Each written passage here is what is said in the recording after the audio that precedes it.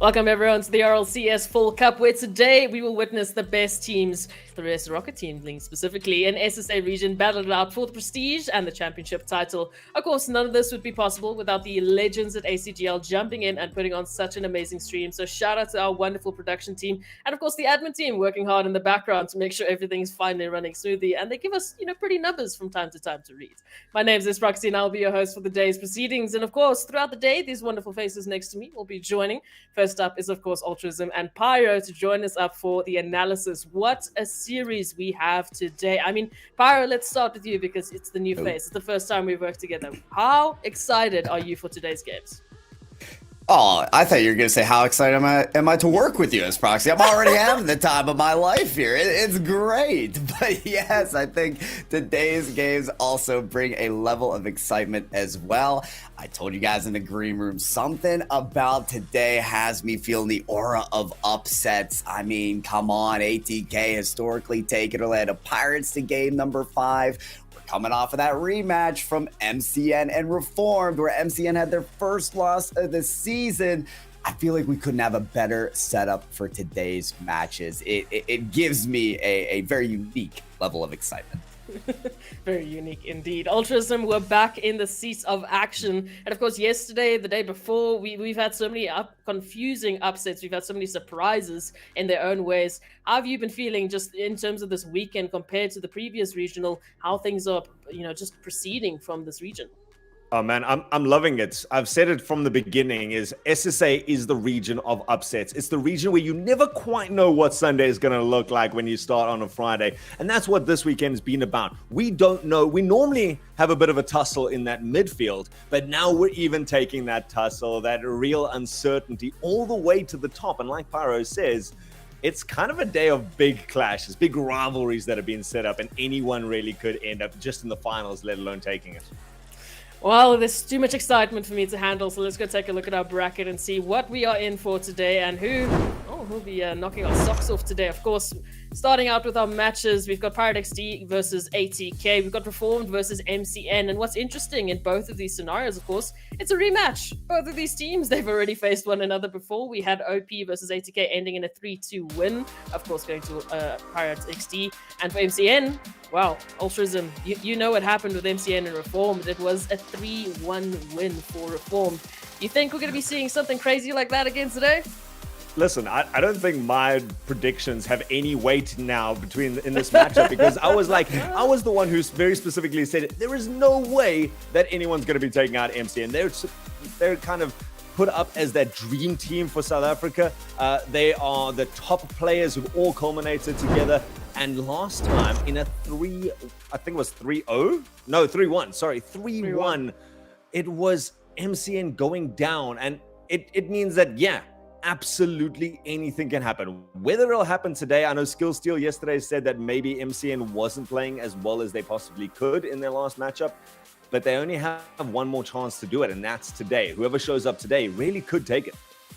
Absolutely. I mean, Pyro, you mentioned it a little bit just before as well. The day is set up for some interesting upsets. We've already had a few surprises from all of the teams. I mean, Graby had mentioned it in the previous stream as well. Teams he didn't think would have a chance to get to the stages they did. They went further than they've ever gone before, and everyone seems to be stepping up in their own way. And can you just elaborate on that little bit of an upset energy that you're feeling today? Oh, yeah. I mean, listen, it started out with the top 8 from this main event. We saw the Bros and we saw Apex Gaming.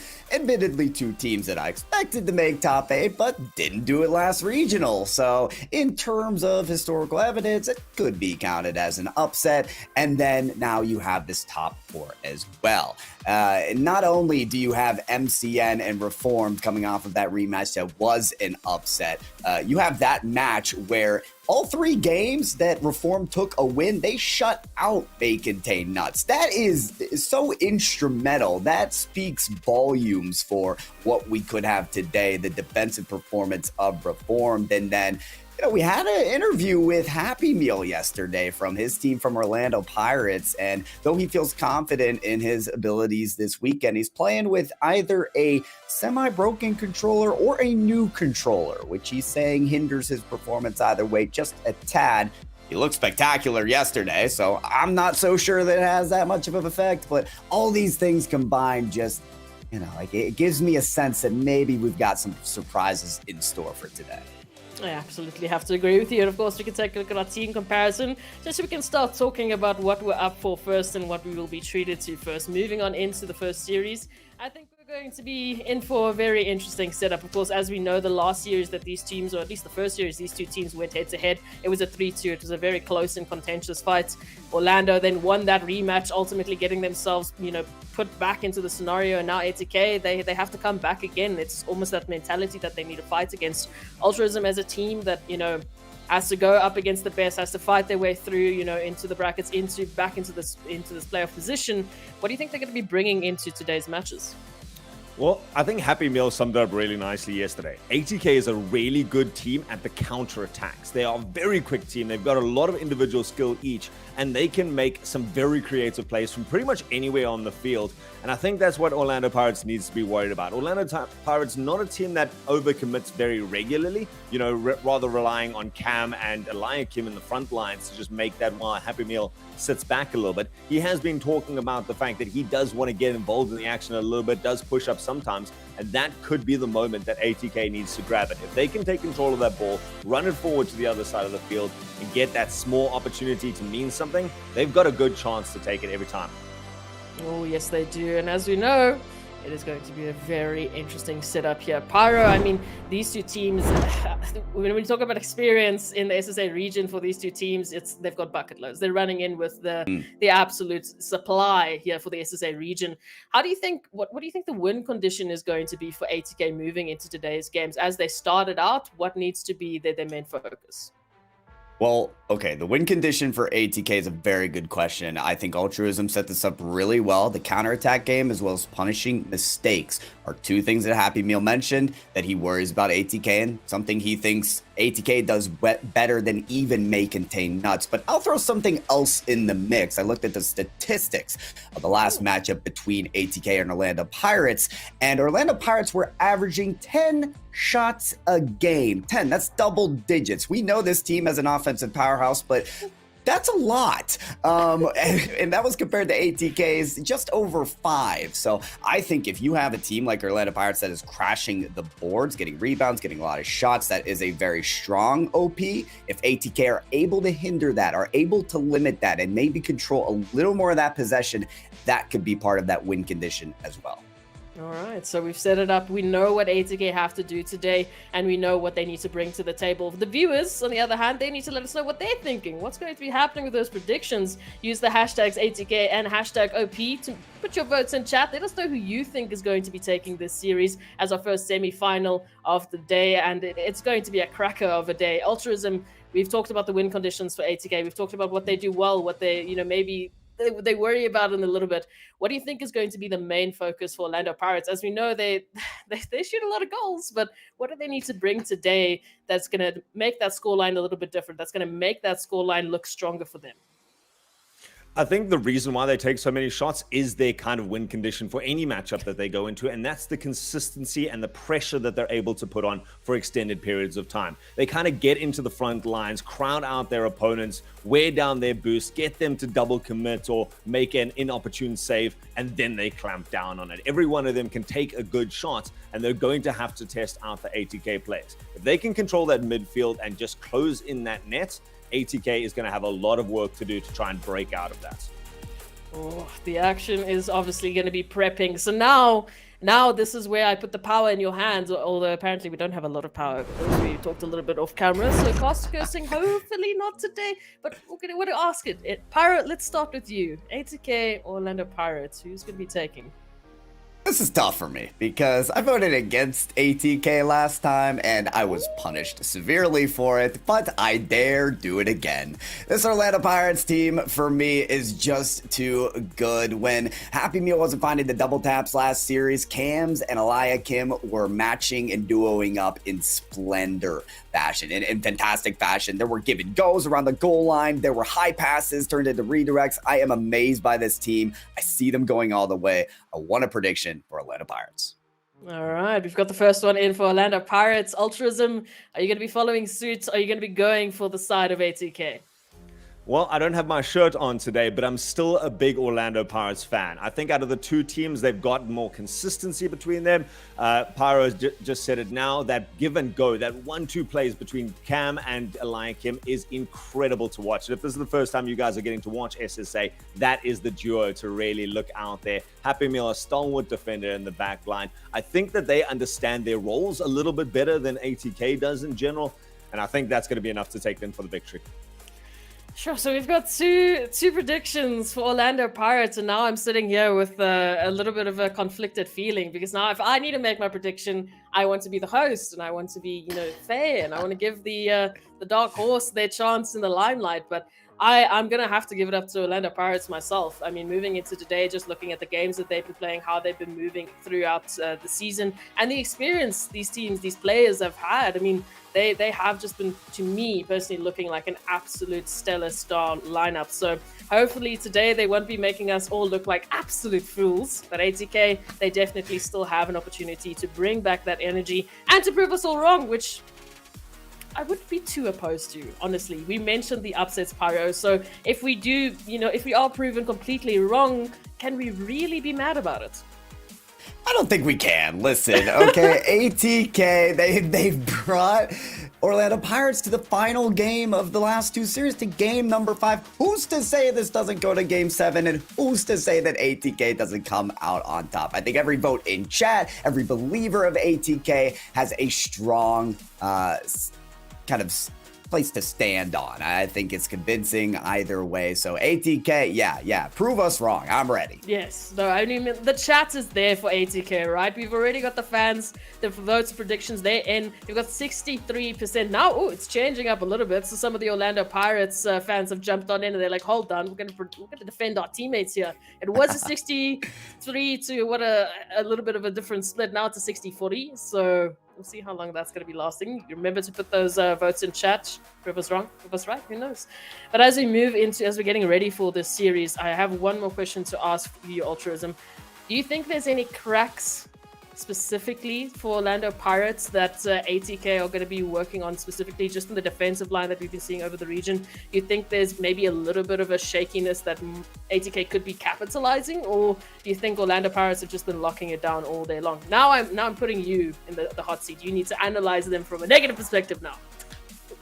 Every team has the things that they need to work on. There's the little mistouches that sometimes the Orlando Pirates may be overly ambitious and throw themselves into the play too much. You might have a big space between Happy Meal at the back line, and he just isn't there for that follow-up shots. ATK is a good enough team to be able to defend 1 or 2 good shots from Eliakim and Cam in the front lines. And when ATK take control of that ball, their passing plays are so good across the field that I think that they could exploit that midfield. And if it's just Happy Meal alone versus the 2 incoming attackers, there's always opportunities for that give and go and an incredibly good shot coming in there. So I would love to see ATK be able to break out, take advantage of the midfield space that they may be given, and send it home with a couple of really beautiful shots that we know that they're capable for. I mean, ultimately, if we do see ATK taking this series, then we're going to have a very different final from what we've seen in the previous regionals. So that on its own would be already a beautiful surprise. I mean, we had that reformed MCN, upset already, which gave us a bit of a question mark. When we get to that match later on, there's going to be a lot for us to delve in as well and see if that really is going to be happening again. But for this match, it's all going to come down to that consistency from Orlando Pirates. And for ATK, well, it is the Dark Horse story. It is the opportunity for them to prove us wrong, firstly, and to prove potentially all the people in chat wrong as well, to showcase why they are such an incredible roster and why they've made it to these stages, these playoffs consistently. I mean, if you talk about any other team, the composure you have to take through to go through all the playoffs, to go through all of the brackets, to go through the chaos of Swiss stage, come out and still be ready for a semi-final, that takes a whole different kind of mentality. But that's enough from me for today. For now, I'm going to give it over to our wonderful casters. It's Pyro and Altruism, or what did we call you earlier? Pyro J? Pyrage?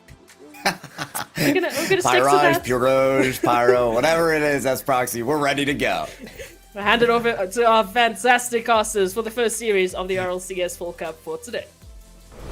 Pyro. I do like that you at least have the fire in your name, because that's what we're going to be seeing here today. ATK versus Orlando Pirates. I'm excited for this entire day's action, but this out of the two semifinals, I think, as the real biggest sway between the two teams. You and I, and even as we're going behind Pirates, the chat going behind ATK, and you got to give credit to that chat. This is a team that has come together. This international roster has been able to come together. They didn't look as strong last time, but they are feeling themselves today. And Gizu, I think, is that international presence that I'm especially looking at today. I think their mechanics, especially in the air, taking the ball to a more elevated stance, like we're seeing right off the kickoff here as we jump in to game one, folks, the semifinals for RLCS SSA, the Fall Cup. That's something you got to look out for. Gizu's going to be ready to really test Orlando Pirates in the air, somewhere where I think this team of Orlando Pirates is exceptional, but, you know, to take the test up to an elevated standpoint is definitely going to make for a good game. Oh yeah, you need someone who can contest in the air at this top level, and he does it so well. Happy Meal has a little bit of an opportunity. Wurty just catching it on the goal line, keeps it a level game for now. I like him trying to fight that out. Happy Meal having to scurry back. He's actually going to have to fight out from Wurty. A little bit of calm before the storm here on this back line here for Orlando Pirates, so they nearly pay for it with their first goal. And Orlando Pirates immediately are getting that inclination of, oh, okay, yeah, we are going to be battle tested in this semifinals. I mean, there never should have been an indication that they weren't going to be tested. We talked about the last two meetings of these teams going to game 5, going to that last game to decide a winner. This is the match in the semifinals position that you expect to go the distance, and ATK already rivaling 5 shots at the goal line are signaling just that. Oh, yeah. You know, normally in a best of 7, you think about, oh, Happy Meal? No. Normally in a best of 7, you expect that first game to be a little bit of a warm-up game, just find out what your opponents are doing. But these two teams have matched up so many times and so closely before that it's not surprising to see them straight away into that full-pace action, as we see Orlando Pirates now trying to make an attempt. But neither team taking full control of this game just yet, matching up against very good defense. Oh, the passing play down the stretch there to Gizu was just immaculate. Unfortunately, the follow-up, trying to get that double tap, could not connect. Would love to see those counterattacks look more lethal out of ATK. In the Happy Meal interview from just the other day, he talked about ATK being better on the counterattacks than even a team like May Contain Nuts, arguably the #1 team of this region right now. That's something specifically that Orlando Pirates are weary of and trying to clamp down upon. Gizu with that tap off the backboard. I'm looking for that second touch. They do have a chance here coming back towards the other end. Eliakim smarter on the challenge, able to beat him to it. Happy Meal wants to set up Cams as well. Cams is there for the shot. Can't read the double. There's a double, though, between Happy Meal and Eliakim, and a little miscommunication there that's going to stall their possession just a bit. And it's not their first double of this match. There's definitely been a change in mentality here from the Orlando Pirates side. Normally so composed. And in defense and in offense, they've thrown a couple of people up when they only needed one. A bad miss there from Happy Meal puts them under pressure. Thankfully, Cam's in there waiting for it. Now Happy Meal has work to do off this backboard. Doesn't have an easy touch. Does manage to at least get assisted by Eliakim. And those double commits, it's what I said was the win condition here for ATK, to take advantage of those. So far, unable to do it with just under 2 minutes left. There is another major win condition of ATK, though, as well, and that is hindering the shots of Orlando Pirates. In the last match, they averaged 10 per game. Right now, they're only at 5. ATK keeping goose eggs on either side of the scoreboard is almost an advantage to this team. Do still need to find one, though, and Gizu heading this ball, careening it down the sidelines, trying to do just that. Cams does beat a defender here, and Cam's not going to be able to win that 50-50 as Willoo takes it to center court. Can somebody from ATK get there quicker? No, Cams breaks up the play. Gizu around the corner, nobody there to slot in for the shot of ATK. Despite the possessions they're earning, the shot count has definitely slowed down as we track back to this final minute of game #1. Oh, Cams puts it nicely towards the center. Happy Meal was up there. Laikim's got some space now. He puts it very high. Happy Meal looking off the backboard. Isn't going to get a touch. Laikim going to shut down that attempted clear, but it's over Cams. This is actually a big attempt. Gizu trying to get it towards the center. Happy Meal popping it up nicely there. Still got 40 seconds. Puts Cams in a bit of an awkward position. Attempt at the team pitch there. So far, ATK doing a great job to try and get into this back line. They've got it up there. One shot. Wheeler gets it up. There's an attempt there. Wurty going to be the one to open up our scoring here between the two teams. Up so high, out of the reach of this Orlando Pirates side. It is Orange to get it first. Gizu, Willu to Wurty. Listen, Gizu had a chance for the double tap. Willu had a chance to put that on target. Neither of them needed to, though, because the backboard presence from Orlando Pirates was lacking. They were not able to break up that play. They were stalled out on the goal line, and now they're in a position to lose game one, and ATK are in even a better position to win it. It's Willu for the second goal. Oh man, that went from a very locked game to a very sudden switch here for ATK. They seem to be tearing apart this back line of what should be a very well-versed team in the defense, but so far ATK has found opportunities. They've been able to get it past players. A couple of bad touches or misses from the back lines. Double commits still coming out from Orlando Pirates, and ATK are going to be very happy to take this first game 2-0. Most certainly, it is assured now. Game one of this best of seven semifinals will go to the side of ATK. It is a shutout against Orlando Pirates. And you know what, Altruism? I mean, I think about how Reformed had that upset against May Contain Nuts earlier in the main event. May Contain Nuts were shut out in game one, game two, and game four. Is this the route as well for ATK to pull off the upset, to shut out Orlando Pirates at every step that they take? So far, it's working out pretty well. Well, listen, if you can shut out your opponents, that's always a good start to being able to win your games, 100%. And if you look at it, like you said earlier, that victory road for ATK is paved with shutting down the goals, or at least the shot opportunities for Orlando Pirates. And they've actually swapped their averages now. Normally, Orlando Pirates averaging 10 shots per game, ATK only 5. Now reversed around where ATK had the brunt of that offensive pressure. That's right. So important for ATK, not only to get their shot count up, but I think to limit Orlando Pirates is massive, because any scoring chance from Orlando Pirates, when you have people like Cams alike, and let's be genuine about it, Happy Meal as well, who was setting up double taps all day yesterday, all of them very dangerous at any scoring chance. So yeah, 0 points here for Orlando Pirates. Not something we talk about all the time. Game two, it could be a change. We got a long series ahead of us, Altruism, but ATK, if they're hoping for that upset today, this is the best start. Well, I can imagine Twitch chat going crazy right now, considering their team is up 1-0. Best of 7, like you say. A lot of time yet for both teams to come back into this. We do normally see Orlando Pirates being weakest in their first game while they're still trying to warm up. Maybe that's where the miscommunication came in. Cam's now looking to take it up. Gets a nice little flip. Pops it up very high and gets the bump. He takes out the entire Orange team there single-handedly, starting with some aerial prowess, getting in underneath this, and then following it up with carnage, taking out 2 players on his way through. That is so emblematic of the fine, I'll do it myself mentality from Cams, and, from who else than this player who can stand out. But, in fairness, ATK could have really batted that one away. Cams with that extra flip was great, but the bumping presence as well, there's a chance to get around that. ATK not off their front foot here in this game, but still, of course, a majority of the time to go. Willu able to kick away that touch from Happy Meal. A little bit concerning, but they're able to get it to that half-court line. Well, again, double commits now, this time from ATK's side, and Pirates not without their own, unfortunately. So both teams not playing up to their normal, polished, professional level yet.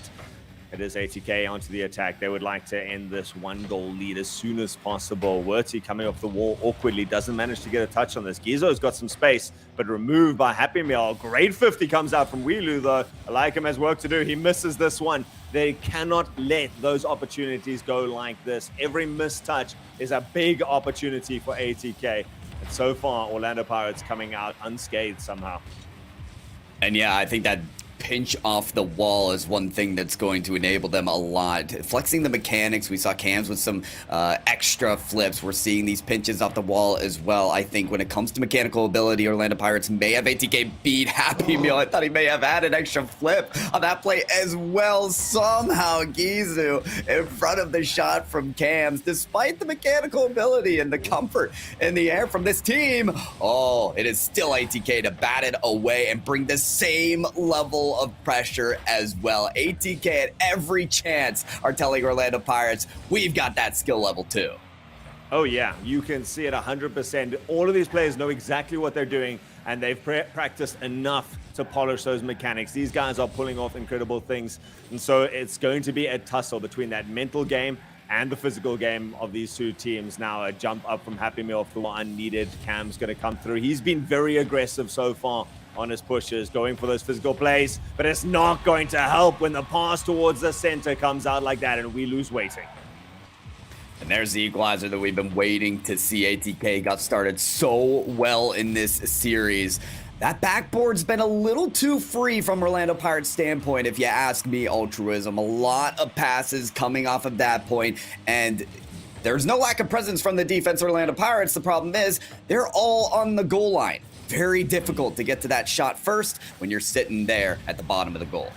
Oh, 100%. Your defense doesn't just have to be present, they have to be effective. And between the missed touches and the just not caring for that backboard enough, puts them under a lot of pressure. Like him has to push this towards the side. Willow gonna be the one to try pull this back towards the center. And it's been a rough tussle for both of these teams, trying to find it out there. Werty gets a nice pop towards the center. Cam shuts it down, leaves a Like him alone. And it is gonna go towards the blue goals at least. What's interesting is so often what we see from the Orlando Pirates to get their offense going is passes from down their own end of the field, high cross-court passes to somebody who's already pre-jumping it, like a Lycam or Cams, ready to redirect it back down to the net. We haven't seen as much of that. You see that pass to a Lycam trying to strike a resemblance of it, but I think ATK and the way that they've been able to keep hold of their resources, challenge very early in the air like they just did there to Cams, it's limiting the options of Orlando Pirates. And when you can do that, you are definitely a dangerous contender to the team of Orlando Pirates, making them score much less. I love that dump pass from Willu. Gizu just not there quick enough. Wordy wants to keep this possession going there with a nice touch. Oh, nice handoff there. Cams has got some space now, trying to find off the backboard. Good pinch out there, keeps this ATK side alive. They've lost one in the back line. Happy Meal, in fact, they've lost two in the back line, so that should be an end now to this ATK attack. Willu gonna try and keep it going. Another demo comes out here. This one from Eliakim opens up things in the center. Happy Meal gets the pass. Cams was up. Eliakim's still there, but he pushes it towards the corner. Not gonna be able to pick this up. Happy Meal wants to get this pressure going and start the first real sustained play here for Orlando Pirates.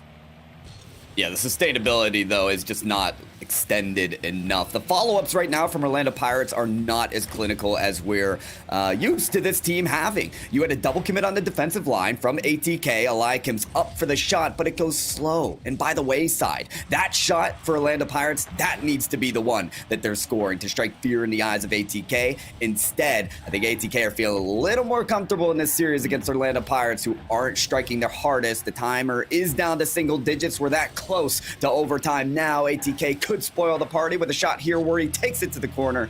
It's to the ground, and we earn overtime. You know, you touched on a very important point there. Orlando Pirates, one of their biggest skills is their unity, their cohesion as a team, being able to find each other, and they just haven't made that space for themselves. Constantly grouping up like this, Cams and Happy Meal that time in the corner there means that there's not that extra man to reinforce your back line. Even on defense, a couple of big double commits. Oh, Eliakim gets the flick. There is a Cams there. He makes no mistake when it's set up that beautifully for him. It is going to be Orlando Pirates able to level up the series. And these chances have been given a lot during this game from Orlando Pirates. Just the touches off the backboard, the follow-ups, they haven't been there. Finally, it takes one final opportunity from Orlando Pirates and that dynamic duo of Eliakim and Cams to score the overtime goal. Right there, Altruism, right off the kickoff. OP able to take their first game. Oh, much better spreading out from them, a much better way to work together as a team, still being restricted to only the 5 shots. But this time, they've got the people to follow up and get in there for that extra shot. It's not about how many shots you've got. It's about being able to take those at the right time. And Orlando Pirates did that just a little bit better. Still, only 1 goal in it from overtime. We're down to a best of 5. We are. Oh my, just to think about that. We had a lot of sweeps yesterday or 4-1 series, but it's true that this could go the distance. I mean, Orlando Pirates, Ultrism, this team that's normally a bonfire, a raging fire, feels just like a withering flame right now. It just started to spark with that read from the backboard of Cams in overtime, but man, for this team to be contained as much as it has been from ATK is an accomplishment of its own from ATK. Still, I think Orlando Pirates, they're getting more fired up as the series goes and could become more dangerous as the match goes on. Yeah, I said it earlier. Orlando Pirates normally looks the weakest in their first game, and now they looked a little bit stronger, trying to get that more cohesion. If they can keep going, it's up to who has the deeper pockets in this game, who can just keep ramping it up more and more, showing extra creativity, finding new ways to approach a team that has been pushing against them so hard for now. ATK is certainly no stranger to the big stages, but I think Orlando Pirates, out of the 2 teams, has a little bit more of this big match temperament when it comes to it. That shot just going wide. I like him now, setting up in the center. He sees Cam across the field, does manage to get it down to him. Shot is there, but saved by Werty. And Cams has been trying to thread the needle from between the defenders all game long so far. What a power shot from Eliakim. This is what I've been looking for, admittedly, from this team, is some clinicality on the shot taking. And here it finally is. Happy Meal trying to read that off the backboard, cherry pick a little bit, could not find it. But in a fury, Orlando Pirates are beginning this game. Could it all go to rest? It will. Put them to bed, Wordy. The opening goal for ATK. Man, we said that this was ATK's powerhouse. It was their counterattacks. They make no mistake. They last through the pressure of Orlando Pirates and find Werty in the center, turn the pressure around, and bring up their lead. Wonderful showing from ATK. Again, Happy Meal in his interview said the one thing we're worried about is punish mistakes from ATK and the counterattacks. That counterattack so lethal, so quick, but oh, the response, how much more rapid it can be. Happy Meal, the half-court defender, the guardian, that is his zone right there in the midfield. He'll take that shot any game of the series. Man, Orlando Pirates not afraid to get physical, not afraid to take out the important person from their other team. And the follow-through there was fantastic. They've been so good on their kickoffs, but it's going to go around the other way this time. Gizo going to be able to pick this up. A lovely pinch from Werty, and Eliakim not able to get up to it by millimeters. Still being the last man back there leaves the goals completely open, and ATK have their lead back. That goal is so influential, Ultrism, because who beats Eliakim in the air? Well, yeah. A few amount of players. Eliakim, well regarded as one of the fastest players in this region. For Gizu to beat him there is exceptional. But Orlando Pirates will not let ATK breathe easy. Every response that much faster. Oh, I love it. And the awareness there to go for that passing play. Really nice to come across there. Cam's not able to do it, but backed up by Happy Meal. It's back and forth, these 2 teams. We promised you guys a wonderful contest where we didn't know which way it was going, and these teams are not disappointing right now. Good defense by Eliakim off the backboard. Finds Happy Meal. Happy Meal unable to get that touch. Still instead hanging around, looking for that 50. Gets it towards the center. Gizo's got some work to do. He finds Werty. Finds Wheeler in the center there. The touches back and forth from this ATK side. Open it up. But Happy Meal has some space now. You can see the exact game plan that was drawn up there for ATK on the counter. That's why they're so dangerous. They know how to utilize every resource on the field to make that very quick transition from defense to offense. It just took the connection, and Willu not able to take the shot, but Happy Meal is there once again. Happy Meal will not go down in this game. That is a hat trick from the player. Oh, wonderful. Again, the passing plays. They get it up the field so quickly. Happy Meal wasting no time to join in Cams.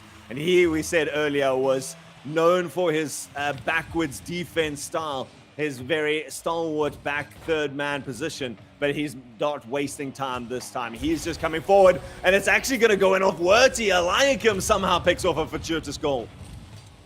I wonder if this is the turning point of the series already. It very well could be. This is looking disastrous right now for ATK, a team that has been very consistent on the back line, very strong defensively. Something they absolutely need to be against Orlando Pirates is starting to show signs of miscues, mistakes, a little bit of dents in the armor here. But can they recapitalize though? Can they find their grounding? Still half of the game to go. Pass out towards the center. Werty going to be looking back for Gizo. Gizo under a lot of pressure. Wheeler very close to the net, unable to get to it, but he turns it into a pinch towards the center. Important save. A very grouped up Orlando Pirates side now has work to do. They've got to keep it away from Werty, and the shot, it clangs off the upright. ATK denied once more, but they're not ready to give up this attack just yet. Still looking for it, and Orlando Pirates somehow come away without a goal to their name. Werty does have another chance though. Willu trying to harass Happy Meal on the goal line. Cannot connect on the bump though. And they're trying to activate Werty right now. I mean, he's been the sharpshooter for this team. He slotted a top corner at the opposite post to score a couple fantastic goals. There's another enabling of Werty. He tries to slot it. Cam's with the save like him on the goal line. Still, it's not enough. You just can't stop Werty today. He's here to provide the next goal. Cam's going up for that. That slower shot means that it still finds its way towards the center. Like him static in front of the goal line there. Just doesn't have the pace to get any more distance. And like you say, Werty, that incredible pickpocket there, being able to find even the smallest space and goes for it. Now Gizu has some time to flex. Finds up against Eliakim. No stranger to the 1v1 game.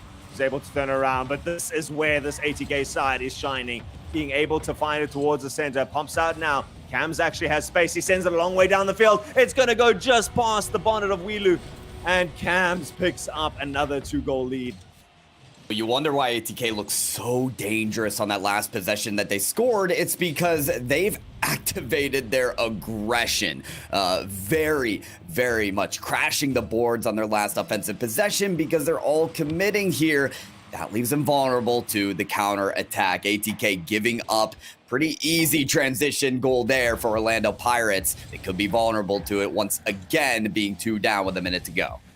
You know, that's the big thing when you are sitting at that last minute. And I feel like ATK is really now starting to try and pick up that pace, like you say. They have to invest a lot of resources whenever they go forwards. But then it punishes them if they cannot get back. If Orlando Pirates do manage to hold on by their fingertips, there's that open field that they can go into. This is a big loose ball into the center. Happy Meal going to get a second touch. Actually just going to bait out Willu in the center. Cam's going for that 50. I like him being left in the defensive role for today. He sends it a long way down the field. Thought Happy Meal was going for the bump there onto Werty, but doesn't do it. I like him using some of that mechanical prowess off the wall to try and cramp it up. And with 30 seconds left, ATK needs to act now. Oh, they're acting all right. Gizu, the give and go. Oh, and Werty, he's been set up for so many shots, but he knows at this point in time, oh, that's Willu to set up Gizu instead. Happy Meal like a deer in the headlights, just standing still. No idea where to take that defensive stance, and ATK given one final chance. Man, it seems like ATK realized they might not be able to win another one. What the bouncing shots? Gizu coming out of nowhere to follow that one up. Takes it, bounces it off the roof, knocks it down, and on the way back to earth, gets it underneath the last defender. With 30 seconds left, ATK close down the 2-goal lead and bring it to a level game.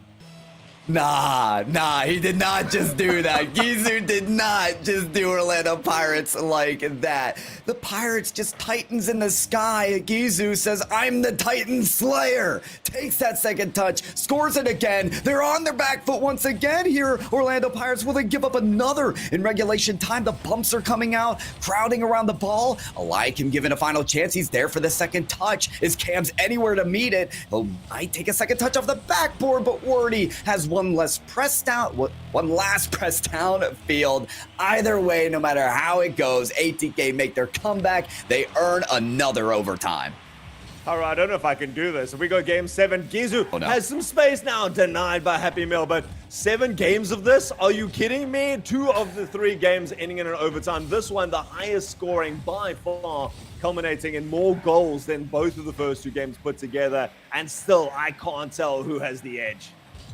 I'm worried right now for Orlando Pirates. That first start looked a little testing. Right off the post, Eliakim an inch closer to the net, and that's in. The game is sealed. But no, ATK will breathe at least another breath here. They're still crowded around their back third. Willu cannot find that touch. Gizu leaving this for Wordy and finds the better of the 50-50. Cams presses back down to the middle. They are down one player here. Happy Meal out of it. Eliakim doesn't matter. Off the backboard, Cams broken off. Happy Meal off the respawn. He's the reinforcements that the team needed, and he'll shut it down in overtime. Man, Happy Meal must have been holding that trigger since the moment he came back to reinforce it that quickly. He knew his team had the advantage, and Orlando Pirates, they took a 2-goal lead twice in this game. It got pulled back by ATK, not ready at any stage to give it up. But Orlando Pirates, they have the elephant share, I've got to say, of the shots in this game. 16 shots to 11. Both teams fighting tooth and nail down to the last seconds. And eventually Orlando Pirates just managed to throw everything at it to get that last one. Oh, they threw everything all right. I mean, especially with that jump scare of a moment at the beginning of the kickoff of overtime when the ball was that close to landing in. It was Happy Meal to save the day, and it was him that scored as well. I'll tell you what, Altruism, this is a much needed win, in my opinion, for Atlanta Pirates to try and cement their dominance in this series. But ATK, now they're the team that's looking better and better. Gizu with a hat trick and that last goal in regulation time, the read off the ceiling. When you have a player like that, the mechanical abilities that they have, feeling more and more confident as the series goes on, I think these games are just going to get more and more dangerous. You never know, right? Orlando Pirates wanting to put on that aggression for such sustained periods, but ATK always with that threat of the counterattack at every single moment. It just could break away. You just can feel that tension build from both of the sides. I mean, between you and I, we're going to have lost our voice from this, and this is still just the first series of the day, ladies and gentlemen. Everyone going to promise to be as tight as the previous one. Orlando Pirates 1 game up and looking to take game number 4 with Cams getting a lovely little loft here across the field. And watch how Cams just slows the play down. He knows Eliakim is doing the lion's share of the work here, trying to bump away Gizu. In fairness, avoided that physicality quite well, but in the path of avoidance left him away from the save. So Orlando Pirates off of the win, trying to continue that momentum. But if we know one thing about ATK yet this series, Altruism, they're gonna battle back. Of course they're going to. They've already been showing that they want to go forwards. The redirect attempt there by Gizu, trying to find an unexpected opportunity for his team. Doesn't have the boost now to follow this one up. Gives it off to Happy Meal. And this is where Orlando Pirates has really looked dangerous. When they find some space in the center, levels up the shot there. Cams makes no mistake once more. And you could not ask for an easier second goal set up by Eliakim. And this is ATK looking a little bit vulnerable, needing more presence on the back line there. The third all the way out at the midfield, but give credit to Eliakim as well. He can easily rotate out, look for the bump. Instead, had confidence in the pass to Cams. That duo of Cams and Eliakim was something we were worried about. Oh, Wordy wanted a meaty redirect there, setting up Gizu. Willu's there to finish, and when they have the opportunity, they're gonna crash the boards. ATK responding. Oh, I think that entire team coming together here from ATK. What a setup. Worty getting it down the entire field, getting that upside down touch to the backboard. And it's not the first shot you need to worry about with a team like ATK. They have so much more in the tank. And when they force out every bit of defensive prowess from Orlando Pirates, they're still going to be there to send it back. 1 goal now separating these two teams. I love now that game 3 was no unique case altruism with the amount of scoring. It's definitive now that we're going to see that once again in this game, but maybe not if Eliakim can make predictions like that on the goal line. What a save coming out of that player who now eliminates Will Lu, but Gizu doesn't care, still going to take the shot, forcing Cams up for the save. Eliakim trying to find a way out of their own half, picking up some boost, very timely boost grab from him. The boost gods granting favor to Eliakim and activating him down the sideline. He'll land on it again. Happy Meal and Eliakim both crowded around the corner there, but it does not give up their possession. Cams doesn't find the touch after Wordies. He's out of boost, picks up one single pad and still able to get past the defender, but Happy Meal looking to read this off the backboard, stripped of that read though from the clear of Willu. You can see how ambitious these and aware these ATK players are. They know that anywhere on this backboard is dangerous. They have to tend their goal line from even the corners there. Now 2 up on the backboard. This drops down. Eliakim takes the shot, but denied by the clash of Werty as he comes down. Still ATK in disarray in the back lines there. Cams has an attempt to keep going forward. Doesn't have a lot of boost. Doesn't need it. Gets it past one. Goes for the bump. Sends out the defender, but it rolls over the top of the ATK goal. Still, Orlando Pirates, this is their game plan. They get that pressure going and they don't let it go. No, the foot off the gas pedal has not been let up, not one bit. Cams, that pass bump combination had the ball right across the face of the goal line. That play doesn't matter anymore. Gizu looking for the double tap. The setup from Willu goes too high. The shot there just not on the mark, but Gizu looking more and more dangerous as he takes flight on every opportunity. I think he wants that one back, altruism, as they try to get a chance with the clear, but Happy Meal there to respond. The ball comes across the face of the goal once again as Orlando Pirates let another opportunity go by. Orlando Pirates not being able to close it out. ATK also struggling to find the back of the net. This is an opportunity here. Happy Meal misses it in the air now. Eliakim trying to cut back towards the center. Finds 3 waiting defenders for it. And this is ATK. They've been pushed hard. They've been trying to get back into this game for so long. They've got to do the defensive work first. But when they get that breakaway opportunity, you can imagine they're going to take it with both hands. Most certainly are. At any point, ATK is a dangerous team. 2 defenders skying up to that shot from Happy Meal is going to leave their backline exposed. Cams almost actually getting the read for himself off the backboard. It's another setup for them. Goal line bump does not connect for Happy Meal. There's a defender up at it. ATK, what they've done well is sending, most times, 1 defender on the ball, leaving reinforcements for every single play, except for this one. Happy Meal follows his own setup to extend the lead. Oh, that completely set up with Cams there in the back line with the demo. He has been bloodthirsty all day. And this Orlando Pirates, one of the most hungry teams. They've got that rotational awareness. They don't just hit the ball. There's always something else. And this shot from Cams now looking for the back of the net. A great save comes out from Gizu, but it's not enough. They're still 2 goals behind. They need to pick it up now. We've seen them pull it back in the last 30 seconds from the same deficit. Will they be able to do it again, or Orlando Pirates going to set them up onto game point? It just so happens that ATK, once they're down 2 goals, they have been their most lethal. Is this the moment where they're able to come back? Time not on their side, but the pass from Gizu certainly right in position for Wordy to take to the back line. A couple shots go off the mark here and allow Orlando Pirates for some easy clears. Cams a nice read on that challenge. Happy Meal harassing on the back line, trying to steal boost, leaving ATK depleted the resources that they need for the counter. Eliakim pass another defender. Wordy, that's a light clear. He doesn't have the resources once again. No boost to get this ball away, and that is the signal flare. That is the timer gone down to 000. Orlando Pirates in the semifinals against ATK, finally on match point. ATK has shown that they can take it all the way to the end of a series before, and they're going to have to do it now. One short of a complete reverse sweep now required of them. Orlando Pirates, though, arguably looking like the stronger team. Eliakim, let's give some credit to this guy on the backboard, on the defense. I don't know how he's able to react this quickly, but he's been there time and time again. He's got the most saves. It only credits him with 2 in this game, but he has put in so much work out of this series. And then the other side, everyone getting involved. The a 12 shots, doubling up the ATK, as is the parlance here for Orlando Pirates normally.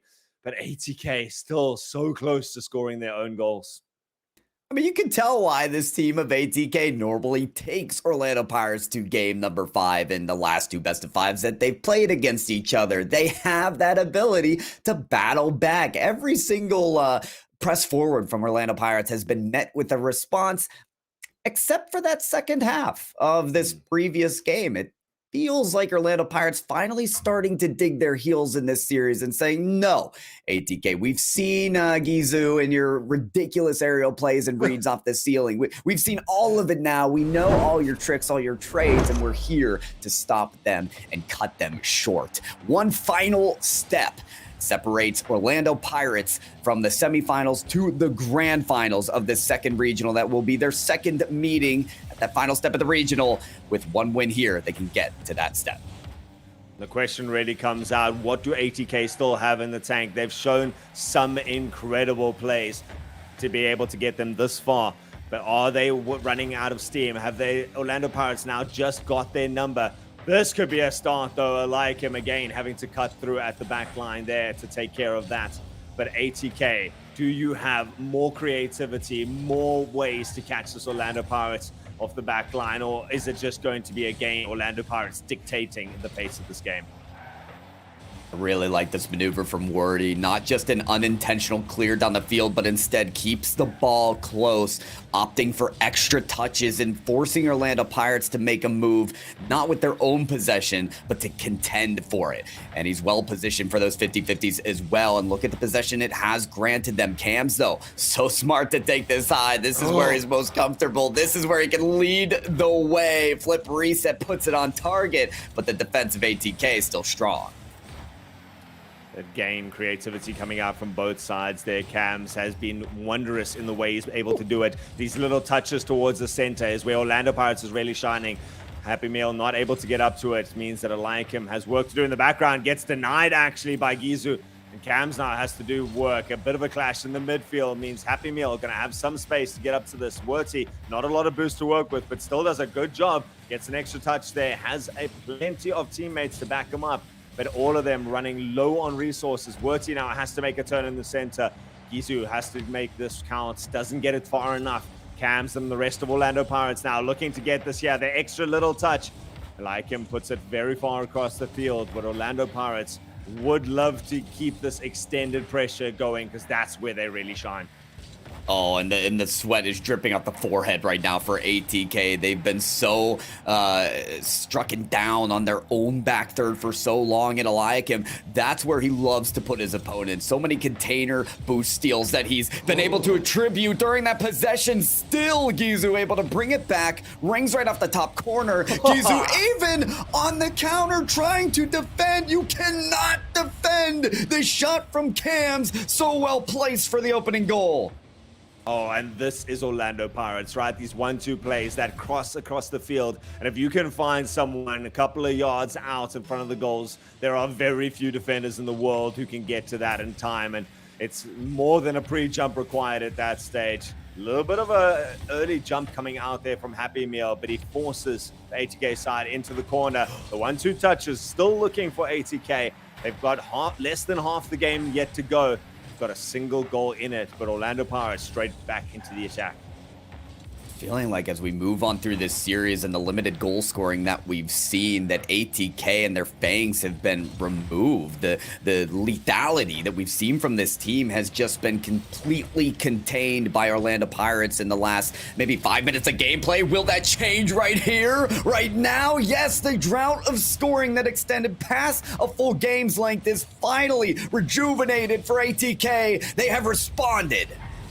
Man, that caster curse is real. Gizu going up the wall. Beautiful awareness to be able to get that through. And then sending it so high and so fast across the goal. Cam's unable to reach it. And ATK show that they're not out of it yet. It's been their first big goal in a long time. And certainly the first one that's felt that they can keep it in here. Wurty in the center now, trying to find that edge of the goal. Denied out for now. William now doesn't have a lot of boost to work with. Kind of hanging around. Might want to track back, because the Orlando Pirates offense is straight into it. It uses that little bit of boost, to find Gizu in the center. And ATK wants to be the ones to put on this pressure for a while.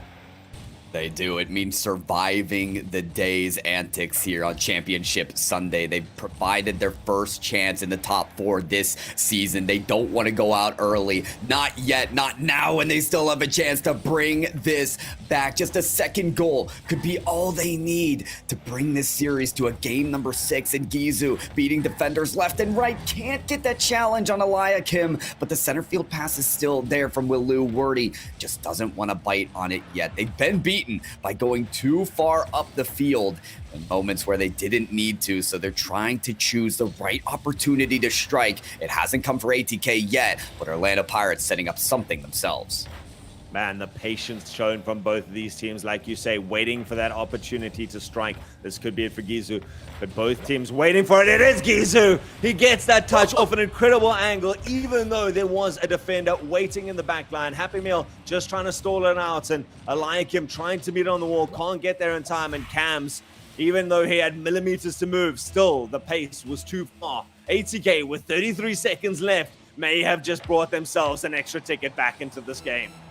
Oh my goodness, they have the chance off the kickoff as well. Happy Meal able to save that. The pass out to Wordy is there. Cam's able to strip them of it. Gizu, that just wasn't a double tap. That was surgical. And he's there to instill what dominance is still left from ATK. They could continue it as well. Wordy beats them in the skies and brings down a meteor that gives them a stronger lead.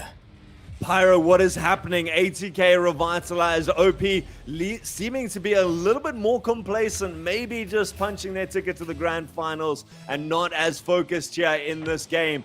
With 16 seconds left, can they even bring it back, or is there going to have to be just a mid-game reset where they take that time to figure out they don't have this game in the bag just yet? ATK loves to take it to all the games possible.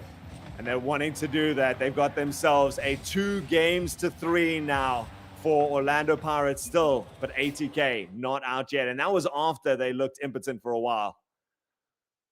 Yeah, the resurgence was there exactly when it was needed, Altruism. I mean, you're looking at a team who, again, I'll say it, hadn't scored for more than 5 minutes of game time. The drought was awful. Orlando Pirates were in the driver's seat, but oh, how quickly that can change. All 3 players from ATK earning a goal there, but can we talk about how dangerous Gizu is looking here? He has gotten insane reads from the ground, whether it's a double dare off the ceiling, from the backboard. I mean, that was placed just right to score. You activate players that are confident and calculated as that, and ATK have a chance.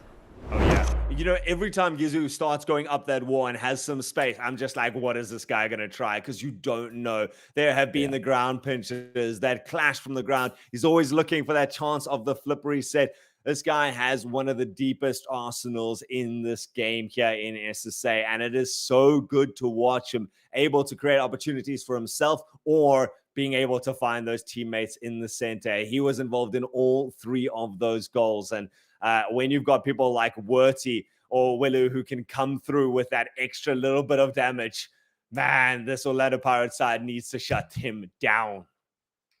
Well, we'll take it off to Neo Tokyo, a map that we haven't seen yet in the playoffs here in the final top 8 bracket of this regional. Finally, we get that game 6. Historically, these 2 teams take each other to the final game of the series in the last 2 meetings. Can ATK earn that game 7 chance against Orlando Pirates to spoil the party and get them out of their second top 2 appearance? They have this game to give themselves that chance.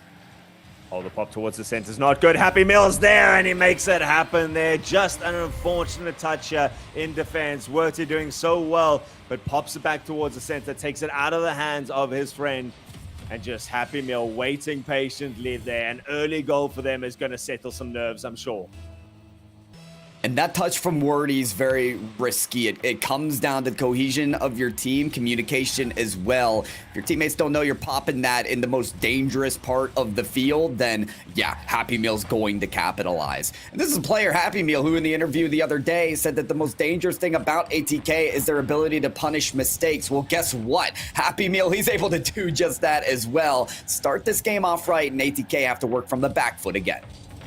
Oh, I mean, mistakes has certainly not been the name of the game. Since that first game where both teams looked a little shaky, it has been very, very few mistakes, and that one costing now ATK. They cannot afford many more of that. They're still on game point here. Orlando Pirates have a little bit of breathing room, but I'm sure that they want to clean it out now. I like him now, trying to find this in the corner. In fact, he and Cam's being caught there. Happy Meal has to make some time. He's got some boost in the tank, gets a lovely 50 back towards the center.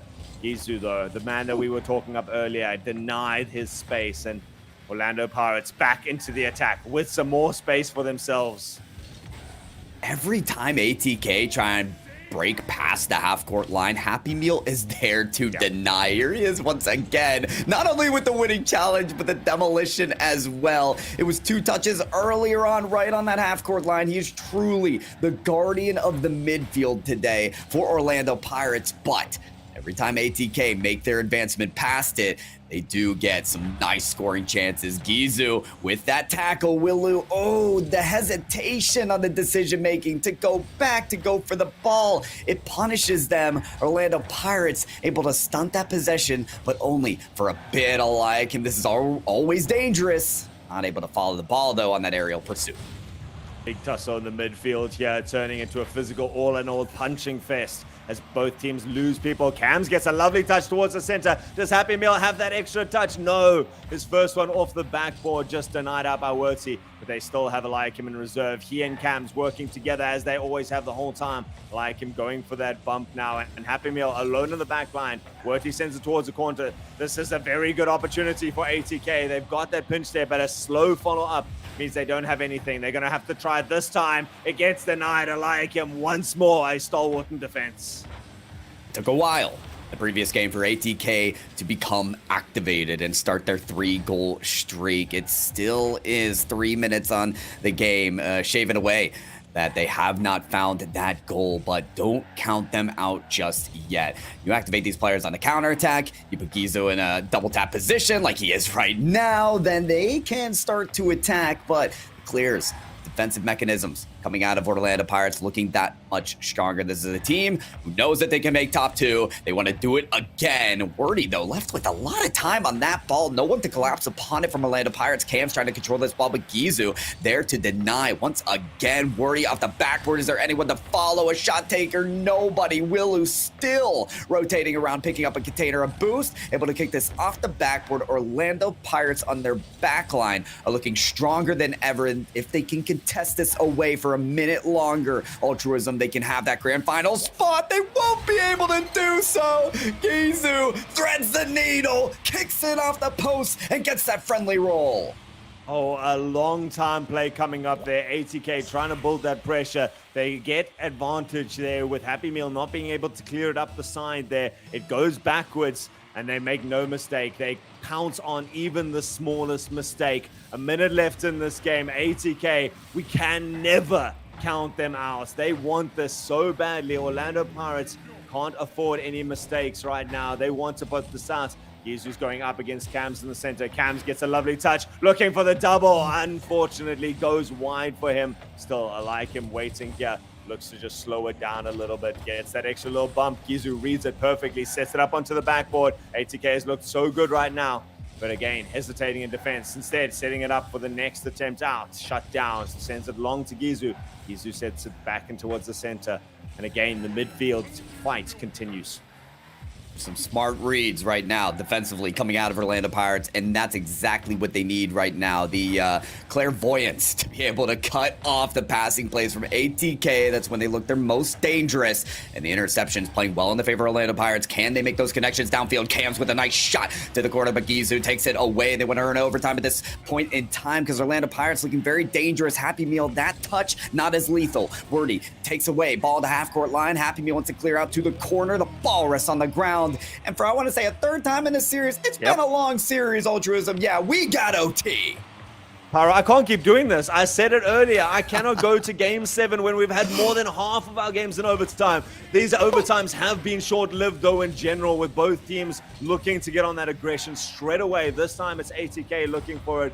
Willu now going to try for a long way down the field. Sorry, Willu rather, being a very, very potent part of this ATK lineup. Gizu's got some space in the center, has to clash out against the Lycan. Cam's now cramped up, has to get it over Word. He gets it over 1, still has some boost in the tank, gets the flip reset, pass it over 2.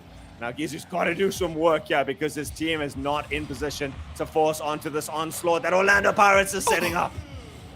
Massive save from Wordy. That is simply heroic. Keeping ATK simply on the day, not only in this series, but their last line of life here. You can see it. It's so vulnerable. Every single save is a magical moment for this team, but they've got to turn it around. They're doing just that. Gizu with a touch there. Cams and Eliakim forced to double commit and take the ball away. Eliakim, though, massive. The Fennec turning into a semi-truck on these 50-50s to instill the possession of Orlando Pirates, still put on their back foot. A meteor, another strike from Gizu is sent away. Eliakim looking for the clear, but the shot goes through! Willow! That's the name to call. ATK, bring us to 7. Orlando Pirates had it for the first half of the overtime, and then it turned around. ATK, you can never count them out. They are going to come back. They got hold of that possession. They reduced Cam's boost down to nothing and left him sitting in the back line. There was no chance for Orlando Pirates to break out of that entrapment.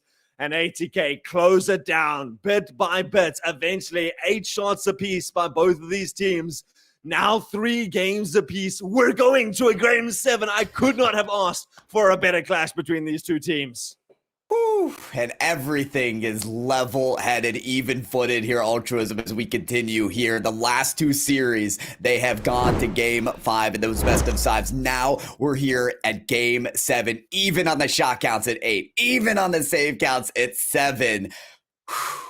This isn't the Titan Slayers of ATK. These are 2 Titans matching up.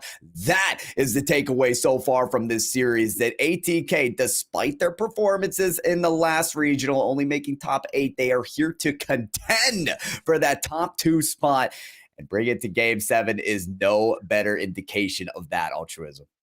Man, is it even just a contention for that top 2 spots right now? We've said that Orlando Pirates has been nipping at the heels of MCN the whole time. Reformed, obviously, also in the running. All 4 of these teams deserve to be here. All of them took very clean quarterfinals. These semifinals, though, clashes of, like you say, the Titans. We put it all the way, all our money on Orlando Pirates. The crowd was there for ATK, and both of those votes so well deserved when you see how well these players are going. We are in a timeout right now. Both teams just needing a second to gather their composure.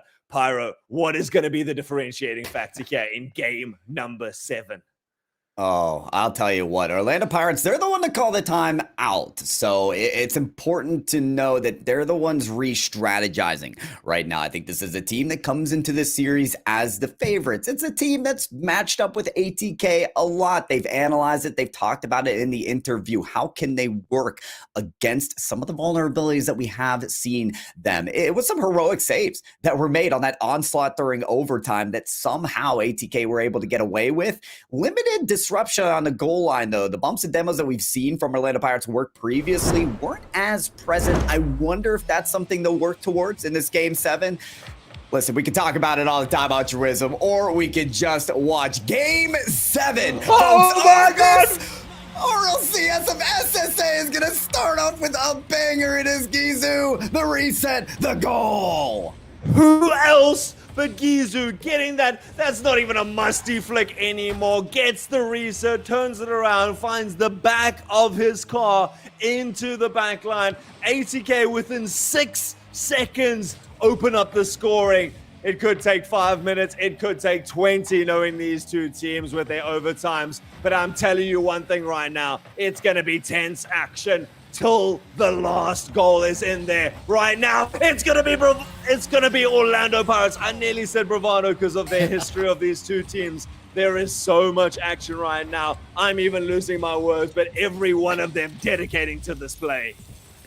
I mean, we're seeing glimpses of last season, aren't we, Altruism? It is these two former Bravado Gaming players of Happy Meal and Camps contending for that top 2 spot once again. They almost earned the leading goal there from the kickoff. Will Lu now contesting it on the other side. Another pass from the corner does come out, but you know what? This is showing signs earlier of the series as well. Moments where ATK took the lead and then Orlando Pirates would fight right back. This is reminding me of the game that went 5-5 and took it to overtime. So is this going to be the fireworks show once again in Game 7? I don't know. But one thing I know now is these two teams even at 1. Oh man, that would be the dream, right? Let's get us a high-scoring series. Both these teams certainly seem intent on it, pushing that goal line, pushing that limit every time.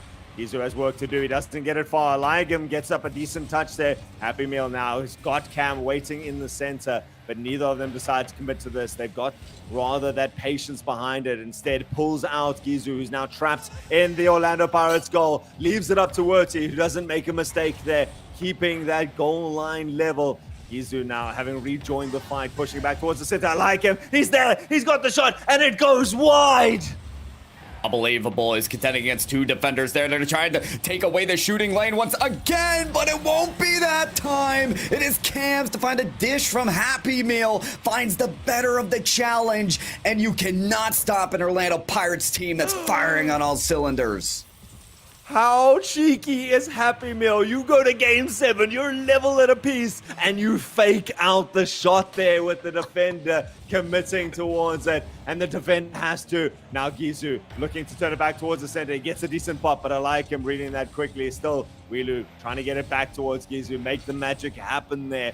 Both of these teams looking for extra new creativity in every way possible.